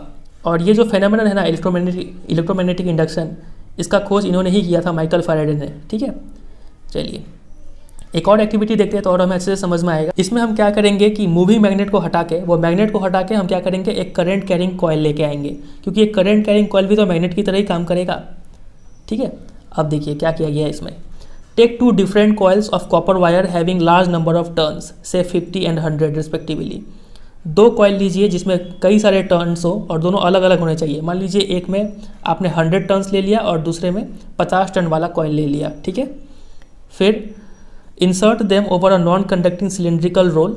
एक मान लीजिए चार्ट पेपर का रोल में दोनों को इंसर्ट कर दीजिए। फिर connect the coil 1 having large number of turns in series with battery and plug की। तो कॉइल 1 जिसमें ज़्यादा नंबर ऑफ टर्न्स है, 100 टर्न्स है, उसको की और बैटरी के साथ कनेक्ट कर दीजिए सीरीज़ में। और कॉइल 2 को आप गैल्वेनोमीटर के साथ कनेक्ट कर दीजिए, दिख रहा है हमें यहाँ पर। ठीक है, प्लग इन द की को स्विच ऑन कीजिए, ऑब्जर्व द गैल्वेनोमीटर। अब जैसे ही आप इसको स्विच ऑन करेंगे, आप देखिए कि गैल्वेनोमीटर में कुछ चेंज हो रहा है क्या। बहुत इंपॉर्टेंट है ये एक्टिविटी, ध्यान से सुनिएगा इसको। तो you will observe that the needle of the galvanometer instantly jumps to one side and then as quickly returns to the zero. मतलब जैसे ही हमने इसको स्विच ऑन किया, वैसे ही ये सुई तुरंत के तुरंत इधर मूव किया और तुरंत के तुरंत वापस फिर जीरो पे आ गया। ठीक है, फिर डिसकनेक्ट कॉइल 1, फिर हमने इस स्विच को ऑफ किया। जैसे ही हमने ऑफ किया, फिर से ये डिफ्लेक्शन इस साइड हुआ इस बार, और फिर तुरंत के तुरंत वापस जीरो पे आ गया। समझ रहे बात वगैरह ही? और अब देखिए, तो इससे हमें क्या समझ में आ रहा है। तो from this observation we conclude that a potential difference is induced in the coil 2 whenever the electric current through the coil 1 is changing, starting या फिर स्टॉपिंग। जैसे ही हमने इस कॉइल 1 में करंट को स्टार्ट किया या फिर करंट को स्टॉप किया, वैसे ही यहाँ पे हमें करंट, इलेक्ट्रिक करंट इंड्यूस होता हुआ दिखा। ठीक है, तो यहाँ पे जो कॉइल 1 है ना, इसको हम लोग प्राइमरी कॉइल बोलते हैं, और जो कॉइल 2 है इसको सेकेंडरी कॉइल बोलते हैं। इसके ऊपर भी क्वेश्चन बनता है। तो देखिए, जैसे ही फर्स्ट कॉइल में करंट चेंज होता है तो magnetic field associated with it also changes. Current coil 1 में जब करंट चेंज हुआ, मैग्नेटिक फील्ड भी यहाँ पे चेंज हो गया। अब देखिए, इस दस the magnetic field lines around the secondary coil also changes. अब इसमें मैग्नेटिक फील्ड चेंज होने की वजह से यहाँ पे जो मैग्नेटिक फील्ड था कॉइल 2 में वो भी चेंज हो गया, इसका मैग्नेटिक फील्ड जो यहाँ पे पड़ रहा था वो भी चेंज हो गया। अब hence the change in magnetic field lines associated with the secondary coil is the cause of induced electric current in it. अब ये काफ़ी इंपॉर्टेंट लाइन है। तो मैग्नेटिक फील्ड लाइंस का चेंज होने का वजह से ही जो सेकेंडरी कॉइल है उसमें इंड्यूस्ड करंट पैदा होता है। और ये मैग्नेटिक फील्ड लाइंस एसोसिएटेड होना चाहिए सेकेंडरी कॉइल से, मतलब सेकेंडरी कॉइल से पास होना चाहिए, तब उस मैग्नेटिक फील्ड का चेंज का वजह से यहाँ पे इलेक्ट्रिक करंट इंड्यूस होगा। तो इसका मतलब ये जो प्रोसेस है, the process by which a changing magnetic field in a conductor induces या फिर produces a current in another conductor is called electromagnetic induction. यही प्रोसेस को बोलते हैं इलेक्ट्रोमैग्नेटिक इंडक्शन। मतलब इलेक्ट्रोमैग्नेटिक इंडक्शन क्या है? ये ऐसा प्रोसेस है जिसमें किसी एक कॉइल में हम करंट चेंज करते हैं, उस वजह से दूसरा कॉइल में जो इलेक्ट्रिसिटी है वो प्रोड्यूस हो जाता है। इस फेनोमेनन को बोलते हैं इलेक्ट्रोमैग्नेटिक इंडक्शन। समझे? तो यहाँ पे लिखा हुआ है, ये जो लेफ्ट हैंड लाइन किया हुआ है इसका डेफिनेशन हो गया, काफ़ी इंपॉर्टेंट है। तो हम लोग करंट को इंड्यूस कैसे कर सकते हैं, प्रोड्यूस कैसे कर सकते हैं? तो we can induce current in a coil either by moving it in a magnetic field और by changing the magnetic field around it. दो तरीके से करंट को इंड्यूस किया जा सकता है। क्या तो आप मूव कराइए मैग्नेट को या फिर कॉइल को मूव कराइए एक दूसरे के साथ, या फिर आप उस मैग्नेटिक फील्ड को चेंज करते रहिए। ठीक है, तो ज़्यादातर कन्वीनियंट क्या होता है, हम लोग मूव कराने का प्रीफर करते हैं कॉइल को मैग्नेटिक फील्ड में, और तब हम लोग इलेक्ट्रिसिटी को प्रोड्यूस कर लेते हैं वहाँ पे। समझे इतना? अब देखिए, अब यहाँ पे हमें तो ये पता चल गया कि इसको हम स्विच ऑन स्विच ऑफ करेंगे या फिर कुछ भी करेंगे, इसको यहाँ पे बस मैग्नेटिक फील्ड चेंज होना चाहिए। मैग्नेटिक फील्ड चेंज होने का वजह से ही इस कॉइल 2 में करंट प्रोड्यूस हो जाएगा। अब करंट तो प्रोड्यूस हो गया, अब वो करंट का डायरेक्शन क्या होगा, किस दिशा में करंट बहेगा, अब वो डिटरमाइन करने के लिए हमारे पास एक और रूल है जिसको बोलते हैं फ्लेमिंग्स राइट हैंड रूल। इससे पहले जो हमने पढ़ा था वो था left hand rule. Fleming's right hand rule क्या बोलता है कि अगर आप अपने तीनों उंगलियों को, जैसे कि आपका 4 फिंगर, मिडल फिंगर और थंब, तीनों को म्यूचुअली परपेंडिकुलर आप अगर एक्सटेंड करते हैं, और अगर 4 फिंगर इंडिकेट करता है, 4 फिंगर ऑलवेज मैग्नेटिक फील्ड को इंडिकेट करता है, और अगर आपका जो थंब है वो thumb shows the direction of motion of conductor, thumb show करता है आप कंडक्टर को किस डायरेक्शन में मूव कर रहे हैं, तो आपका जो मिडल फिंगर है ना, ये मिडल फिंगर शो करेगा कि वो जो इंड्यूस करंट है उसका डायरेक्शन क्या है। समझ रहे हैं? इसी को बोलते हैं फ्लेमिंग्स राइट हैंड रूल। तो ये पूरा आपको यहाँ से अच्छे से रट लेना है। चलिए एक क्वेश्चन देखते हैं यहाँ पे, explain different way to induce current in a coil. अलग अलग तरीका है, क्या क्या तरीका है जिससे हम करंट को प्रोड्यूस कर सकते हैं। तो यहाँ पे 2 तरीका है, we can induce current either by moving it in a magnetic field, move करा के, या फिर मैग्नेटिक फील्ड को चेंज करके, लेकिन ज़्यादा कन्वीनियंट ये वाला होता है। लेकिन यहाँ पे आपको सिर्फ ये 2 लिख देना है। ठीक है, चलिए एक और क्वेश्चन यहाँ पे काफ़ी दमदार क्वेश्चन बनता है। ये देखिए, बहुत बहुत बहुत इंपॉर्टेंट, कई बार आ चुका है। आपसे बोला जाएगा कि 2 coils of insulated copper wire are wound over a non conducting cylinder as shown. 2 coils को एक सिलेंडर के ऊपर ऐसे बांधा हुआ है, लपेटा गया है। Coil 1 has larger number of turns. तो कॉइल 1 में लार्ज नंबर ऑफ टर्न्स है। ठीक इसी तरीके का जैसा कि अभी हमने पढ़ा था। तो right your observations when, number A, की इज क्लोज्ड। जब की को बंद करेंगे, मतलब स्विच ऑन करेंगे, तब क्या आप ऑब्जर्वेशन देखेंगे? तो आप पाएंगे जो ये जो गैल्वेनोमीटर है वो क्या किया, डेफ्लेक्ट करेगा। ठीक है, डेफ्लेक्ट करेगा इन वन डायरेक्शन, ये लिखेंगे। व्हेन की इज ओपन, जब की को स्विच ऑफ करेंगे तब क्या पाएंगे आप? तो आप पाएंगे कि गैल्वेनोमीटर इस बार भी डेफ्लेक्ट किया, but in the opposite direction to that of the A. ठीक है, ए में जो डिफ्लेक्शन था उसका ऑपोजिट में इस बार डिफ्लेक्शन होगा। अब देखिए, फिर क्वेश्चन नंबर 2 में आपसे बोलेंगे when the current is passed, C में मतलब ये पूछा जाएगा when the current is passed continuously through coil 1। अब यहाँ पे करंट लगातार पास हो रहा है, तब आप कॉइल 2 में क्या नोटिस करेंगे?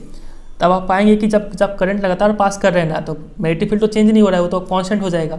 तब इस बार 0 डिफ्लेक्शन आपको देखने को मिलेगा गैल्वेनोमीटर में। ठीक है, फिर आपको देना होगा name and state the phenomenon responsible for the above observation. तो ये जो आप ऑब्जर्वेशन कर रहे हैं, इस फेनोमेनन को क्या बोलते हैं? तो इसको हम लोग बोलते हैं इलेक्ट्रोमैग्नेटिक इंडक्शन। ठीक है, क्वेश्चन नंबर 4 में पूछेंगे कि write the name of the rule that is used to determine the direction of current produce in the phenomenon. तो यहाँ पे करंट का डायरेक्शन डिटरमाइन करने के लिए हम लोग कौन सा रूल यूज़ करेंगे, फ्लेमिंग्स राइट हैंड रूल, ठीक है। और इसको स्टेट करने के लिए बोला जाए तो आप स्टेट भी कर सकते हैं। क्वेश्चन नंबर 5 में पूछेंगे कि name the 2 coils used in this experiment. दोनों कॉइल का नाम क्या है, कॉइल 1 को बोलते हैं प्राइमरी कॉइल और कॉइल 2 को बोलते हैं सेकेंडरी कॉइल, ठीक है। तो देखिए कैसे कैसे टाइप के क्वेश्चन पूछे जाते हैं यहाँ पे, तो बहुत इंपॉर्टेंट है ये एक्टिविटी भी, और ये सारा चीज़ आपको समझना है यहाँ पे। चलिए, और आगे का जो टॉपिक है ये इलेक्ट्रिक जनरेटर, ये सब सिलेबस से डिलीट हो गया इस बार के लिए। जो 2021 में बोर्ड्स देंगे उनका ये सिलेबस से हट चुका है, तो ये आपको नहीं पढ़ना है। यहाँ पे जो डोमेस्टिक इलेक्ट्रिकल सर्किट्स ये भी नहीं पढ़ना है। इसी में AC DC वगैरह ये सब चीज़ था, AC और DC में डिफरेंस जो पहले बहुत इंपॉर्टेंट हुआ करता था, ये सब अब हट चुका है, ठीक है। चलिए, ये सब कुछ नहीं पढ़ना है, उसके बाद वहीं तक जहाँ तक पढ़ा है हम वहीं तक पढ़ना है। चलिए, कुछ यहाँ पे समराइज़ करके लिखा हुआ है, कुछ कुछ इंपॉर्टेंट पॉइंट्स देख लेते हैं। सबसे पहला, अ कंपास नीडल भी एक स्मॉल मैग्नेट होता है और इसका एक नॉर्थ पोल होता है, साउथ पोल होता है, सबको पता है। चलिए आगे देखते हैं। A magnetic field exist in the region surrounding a magnet in which the force of magnet can be detected. समझ में आ गया, मैग्नेट के आसपास का वो रीजन जहाँ पे फोर्स उसका डिटेक्ट किया जा सके उसको मैग्नेटिक फील्ड बोलते हैं। अब फील्ड लाइंस को यूज़ करके हम लोग मैग्नेटिक फील्ड को रिप्रेजेंट करते हैं। फील्ड लाइन पाथ है जो एक हाइपोथेटिकल फ्री नॉर्थ पोल वो टेंड टू मूव, मतलब किसी भी मैग्नेटिक फील्ड में जो नॉर्थ पोल है वो किस डायरेक्शन को फॉलो करता है उसी डायरेक्शन को बोलते हैं फील्ड लाइंस या फिर मैग्नेटिक फील्ड लाइंस। फिर देखिए, the direction of the magnetic field at a point is given by the direction that a north pole placed at point would take. तो मतलब नॉर्थ पोल जिस डायरेक्शन में point करेगा वही मैग्नेटिक फील्ड का direction होगा। Field lines are shown closer together when the magnetic field is greater. जहाँ पे मैग्नेटिक फील्ड ज़्यादा हो वहाँ पे फील्ड लाइंस क्या होते हैं, क्लोज होते हैं, आसपास होते हैं। फिर ये सब कुछ और बात लिखा हुआ है यहाँ पे, देख लेते हैं लास्ट में क्या लिखा है। देखिए, the phenomenon of electromagnetic induction is the production of induced current in a coil placed in a region where magnetic field changes with time। तो जहाँ पे मैग्नेटिक फील्ड चेंज हो रहा है वहाँ पे किसी एक कॉइल में करंट प्रोड्यूस हो जाता है जिसको बोलते हैं इंड्यूस्ड करंट, और इसी प्रोडक्शन को बोलते हैं इलेक्ट्रोमैग्नेटिक इंडक्शन, ठीक है। और देखिए आगे क्या लिखा हुआ है, द मैग्नेटिक फील्ड में change due to relative motion between the coil and the magnet. अब मैग्नेटिक फील्ड को कैसे चेंज करेंगे आप, यहाँ पे लिखा हुआ था ना कि मैग्नेटिक फील्ड को चेंज करके करंट प्रोड्यूस कर सकते हैं। तो मैग्नेटिक फील्ड को चेंज कैसे करेंगे, तो ये चेंज कर सकते हैं by the relative motion of coil and magnet. क्या तो आप कॉइल को मूव कीजिए या फिर मैग्नेट को मूव कीजिए। If the coil is placed near to a current carrying conductor the magnet field में change either due to change in current through the conductor और due to relative motion between the coil and the conductor. अगर मान लीजिए आपके पास magnet नहीं है, magnet की जगह पे क्या यूज़ कर रहे हैं, करंट कैरिंग कंडक्टर यूज़ कर रहे हैं, तो उस केस में आप यहाँ पे मूवमेंट करा के तो चेंज कर ही सकते हैं, रिलेटिव मोशन करा के चेंज कर ही सकते हैं कॉइल और कंडक्टर के बीच में, और इंड्यूस करंट पैदा कर सकते हैं। एक और तरीका है, वहाँ पे आप करंट को चेंज करते रहिए, ठीक है। करंट का चेंज करने से भी आप वहाँ पे करंट को जो है इंड्यूस कर लेंगे, इलेक्ट्रोमैग्नेटिक इंडक्शन आपको वहाँ पे देखने को मिलेगा। और यहाँ पे जो करंट प्रोड्यूस होगा उसका डायरेक्शन पता करने के लिए आप कौन सा रूल यूज़ करेंगे, फ्लेमिंग्स राइट हैंड रूल। तो अभी तक हमने 3 टाइप का जो रूल पढ़ा है ना, एक तो था राइट हैंड थंब रूल, एक तो था फ्लेमिंग्स लेफ्ट हैंड रूल, एक तो था Fleming's right hand rule. Thumb rule से क्या पता चलता है, डायरेक्शन ऑफ मैग्नेटिक फील्ड, ठीक है। लेफ्ट हैंड रूल से क्या पता चलता था, डायरेक्शन ऑफ फोर्स। और राइट हैंड रूल से क्या पता चलता है, डायरेक्शन ऑफ इंड्यूस्ड करंट, ठीक है। ये 3 रूल आप ध्यान रखिएगा। चलिए कुछ क्वेश्चंस देखते हैं यहाँ से। विच ऑफ द फॉलोइंग, और जो हम यहाँ पे नहीं पढ़ा है वो सिलेबस से ये सब हट चुका है, ये AC DC वगैरह। यहाँ पे देखिए, which of the following correctly describes the magnetic field near a long straight wire. एक लंबा सा स्ट्रेट वायर है तो वहाँ पे मैग्नेटिक फील्ड का पैटर्न कौन सा होगा, तो कॉन्सेंट्रिक सर्कल्स होता है, ये रहा, ऑप्शन नंबर डी होगा इसका answer. Question number 2, the phenomenon of electromagnetic induction is, ये कौन सा फेनोमेनन है, process of charging a body नहीं, process of generating magnetic field नहीं, process of induced current in a coil, producing induced current in a coil due to relative motion between a magnet and the coil, ये हो जाएगा। Induced current produce करते हैं relative motion करवा के, इन दोनों का सी इसका राइट आंसर होगा। 3, 4 ये सब 5 हट चुका है सिलेबस से। 6 पे आते हैं, 6 का भी ए और सी सिर्फ करना है यहाँ से। एक इलेक्ट्रिक मोटर कन्वर्ट करता है मैकेनिकल एनर्जी को इलेक्ट्रिकल एनर्जी में, नहीं ये बात गलत है। मोटर क्या करता है, इलेक्ट्रिकल एनर्जी को मैकेनिकल एनर्जी में कन्वर्ट करता है। क्वेश्चन नंबर सी देखिए, the field at the centre of a long circular coil, सही बात है, सी हो जाएगा ट्रू, ठीक है। Question number 7, list 2 methods of producing magnetic field. तो एक तो हो जाएगा by using natural permanent magnet और दूसरा हो जाएगा करंट कैरिंग कंडक्टर, क्योंकि वो भी एक मैग्नेट की तरह ही काम करता है। तो दो तरीके से हम लोग मैग्नेटिक फील्ड पैदा कर सकते हैं। और देखिए आगे क्वेश्चन है, how does a solenoid behave like a magnet. Solenoid कैसे मैग्नेट की तरह बिहेव करता है, तो आपको लिखना होगा कि ये ठीक बार मैग्नेट की तरह बिहेव करता है। इसका जब मैग्नेटिक फील्ड ड्रॉ करते हैं तो वो सेम टू सेम एक बार मैग्नेट के मैग्नेटिक फील्ड की तरह दिखता है। How can you determine the north and south poles of a current carrying solenoid with the help of a bar magnet. आपके पास एक सोलिनॉइड है, आपको पता नहीं कि इसका नॉर्थ पोल और साउथ पोल कौन सा है, लेकिन आपके पास एक बार मैग्नेट है जिसका नॉर्थ और साउथ आपको पता है। तो आप इसके हेल्प से इसका नॉर्थ और साउथ कैसे पता कर सकते हैं। तो सिंपल सा बात है, आप इसको इसके पास लाइए, इसको मान लीजिए इसके पास लाइए, अगर यहाँ पे चिपक गया मतलब तो ये पक्का साउथ होगा, क्योंकि नॉर्थ था, ये साउथ से ही चिपका होगा। और अगर यहाँ पे रिपेल करता है तो इसका मतलब ये साउथ नहीं होगा, क्या होगा यहाँ पे, नॉर्थ होगा। समझे। चलिए question number 9, when is the force experienced bye a current carrying conductor placed in a magnetic field is largest. तो ये वर्ड आप याद रखिएगा, फोर्स से समझिएगा कि ये कौन सा वाला एक्टिविटी का बात किया जा रहा है। याद है हॉर्सू मैग्नेट और यहाँ पे एल्यूमिनियम रॉड था, वो वाला का बात किया जा रहा है। तो ये फोर्स मैक्सिमम कब होता है, तो हमें पता है जब मैग्नेटिक फील्ड और करंट ये दोनों क्या हो, परपेंडिकुलर हो, तब फोर्स मैक्सिमम होता है। क्वेश्चन नंबर 10, ये काफ़ी अच्छा क्वेश्चन है। देखिए, imagine that you are sitting in a chamber with your back to one wall. एक आप मान लीजिए रूम में बैठे हुए हैं, फॉर एग्जाम्पल मान लीजिए यहाँ पे बैठे हुए हैं और आपका फेस इस तरफ है, ठीक है। An electron beam moving horizontally from back wall towards the front wall. एक इलेक्ट्रॉन निकला और बैक से फ्रंट की तरफ जा रहा है। तो इलेक्ट्रॉन इस डायरेक्शन में, मतलब करंट क्या है, इस डायरेक्शन में है। समझे इतना। तो यहाँ पे हमें इतना पता चला कि करंट इस डायरेक्शन में है। अब आगे देखते हैं, is deflected by a strong magnetic field to your right side. लेकिन वो जो इलेक्ट्रॉन है वो राइट साइड में डिफ्लेक्ट हो गया। तो आपका राइट तो ये है, तो ये अब इधर डिफ्लेक्ट हो गया, समझ रहे। तो ये फोर्स का डायरेक्शन मिला और ये हमें करंट का डायरेक्शन मिला। What is the direction of magnetic field, तो मैग्नेटिक फील्ड का डायरेक्शन हमें बताना है। तो आप जब यहाँ पे फ्लेमिंग्स लेफ्ट हैंड रूल लगाएंगे ना, तो आप इसको अगर सही तरीके से अरेंज करते हैं, इधर है करंट, इधर है थंब, इधर आप मिडल फिंगर पॉइंट कीजिए और इस तरफ आप अंगूठा पॉइंट कीजिए, तो ऑटोमेटिक आपका जो रिंग फिंगर, जो फोर्थ फिंगर है, फर्स्ट फिंगर जिसको बोलते हैं, वो नीचे की तरफ पॉइंट करता हुआ दिखेगा आपको, ठीक है। तो वही इंडिकेट कर रहा है मैग्नेटिक फील्ड का डायरेक्शन, तो डाउनवर्ड हो जाएगा इसका आंसर, ठीक है। Direction of magnetic field downward. चलिए आगे मूव करते हैं क्वेश्चन नंबर 11 पे। Draw a level diagram of electric motor बना लेंगे आप, प्रिंसिपल लिख लेंगे, वर्किंग हम अभी बता देंगे, ठीक है, वर्किंग में क्या क्या लिखना है, और फंक्शन ऑफ स्प्लिट रिंग, तो ये करंट को रिवर्स करता है और एक कम्यूटेटर की तरह काम करता है। Question number 12, name some devices in which electric motor are used, तो सबको पता है, ये आप लिख लेंगे। Question number 13, a coil of insulated copper wire is connected to a galvanometer, ठीक है। गैल्वेनोमीटर आ गया, मतलब हमें समझ में आ रहा है ये इलेक्ट्रोमैग्नेटिक इंडक्शन से क्वेश्चन है। तो एक कॉपर वायर है जो कि एक गैल्वेनोमीटर से कनेक्टेड है। What will happen if a bar magnet is pushed into the coil, आप उस कॉइल के अंदर एक बार मैग्नेट अंदर डाल रहे हैं, तो क्या होगा, तो गैल्वेनोमीटर डिफ्लेक्ट करेगा क्योंकि मैग्नेटिक फील्ड चेंज हो रहा है। Withdraw from inside the coil, अगर आप बार मैग्नेट को निकालेंगे तब क्या होगा, तो इस बार भी जो गैल्वेनोमीटर का नीडल है वो डिफ्लेक्ट करेगा, लेकिन ऑपोजिट डायरेक्शन में डिफ्लेक्ट करेगा।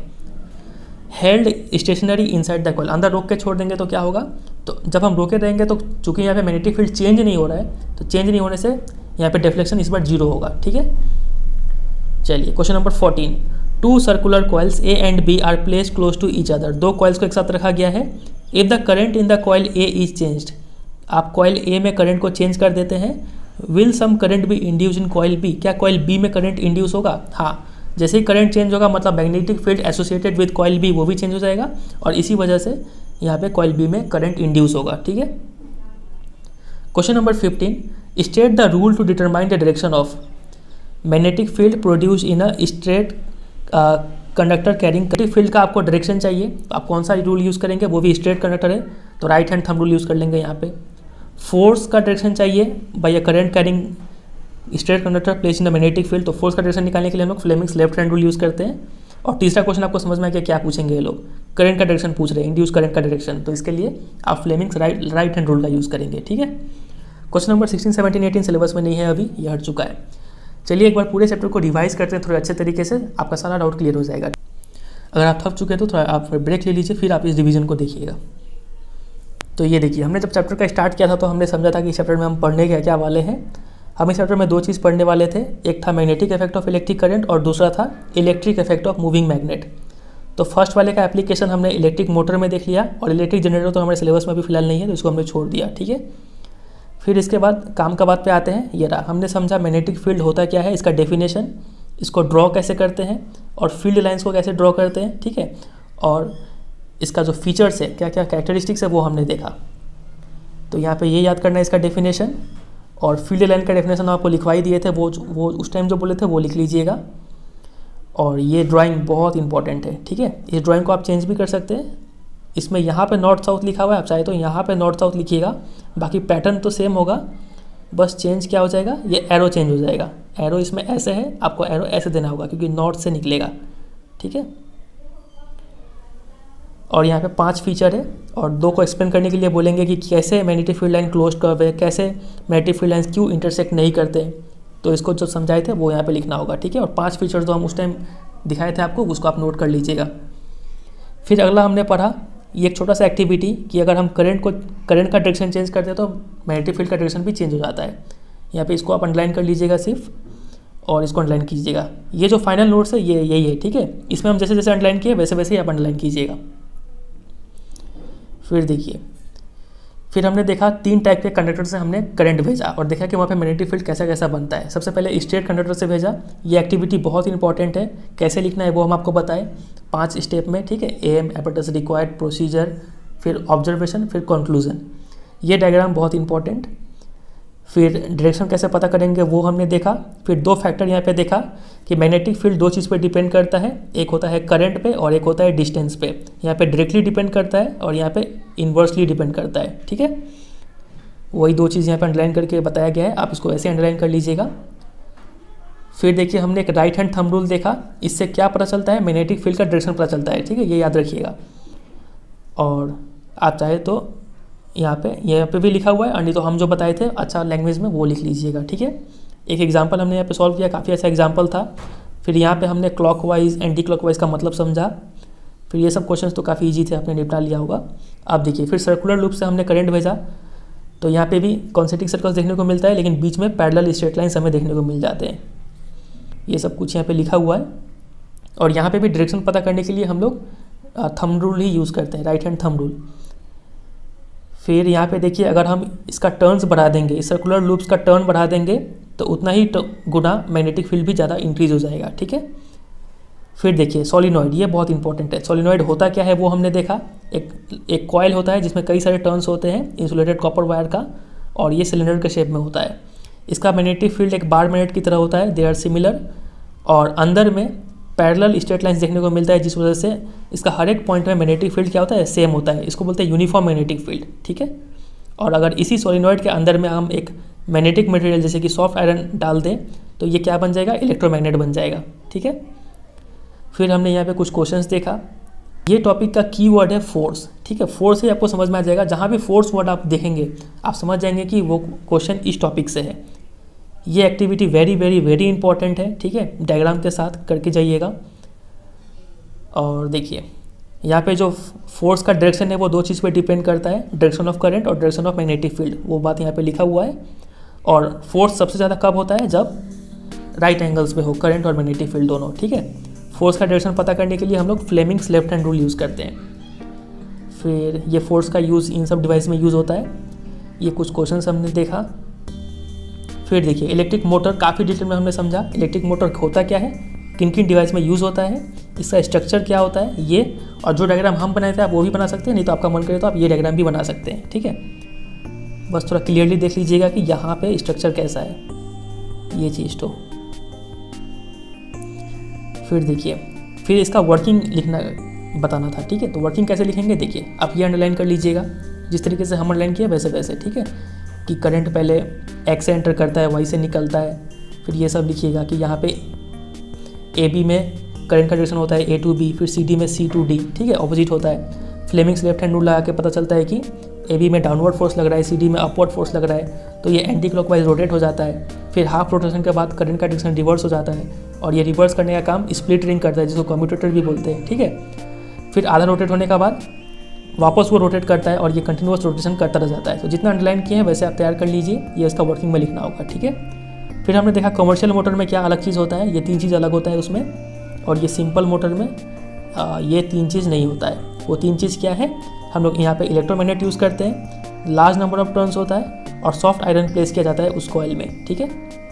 इससे मोटर का पावर इन्हांस हो जाता है, बहुत इंपॉर्टेंट ये लाइन तो है। फिर हमने लास्ट में देखा इलेक्ट्रोमैग्नेटिक इंडक्शन क्या होता है। ये एक्टिविटी 13.8 पूरा पढ़ के जाना है आपको समझ के, और फिर ये एक्टिविटी 13.9 आपको तो बता ही दिए कि इसके ऊपर क्वेश्चन कैसा आता है, ठीक है, बहुत इंपॉर्टेंट। और यहाँ पे जो भी अंडरलाइन किए हुए हैं, इलेक्ट्रोमैग्नेटिक इंडक्शन का डेफिनेशन, करंट इंड्यूस करने का कितना तरीका है वो, और करंट जो इंड्यूस हुआ उसका डायरेक्शन कैसे पता चलेगा, Fleming's right hand rule use करके, ठीक है। ये बस इतना ही तक है, इसके बाद का जो टॉपिक है वो आपको नहीं पढ़ना है। तो इतना चीज़ आप कर लेंगे, उम्मीद करते हैं आपको पूरा समझ में आ चुका होगा। फिर भी अगर कोई डाउट रह गया तो कमेंट सेक्शन में पूछिएगा, हम उसको वहाँ पर जवाब देंगे। चलिए फिर एंड करते हैं। वीडियो अच्छा लगा तो वीडियो को जरूर एक लाइक कीजिएगा, दोस्तों के साथ भी शेयर कीजिएगा, और चैनल पर नहीं तो चैनल को सब्सक्राइब कीजिएगा। और वीडियो कैसा लगा वीडियो जरूर कमेंट करके भी बताइए। चलिए फिर मिलते हैं बहुत जल्द अगले चैप्टर के साथ, तब तक के लिए goodbye and take care.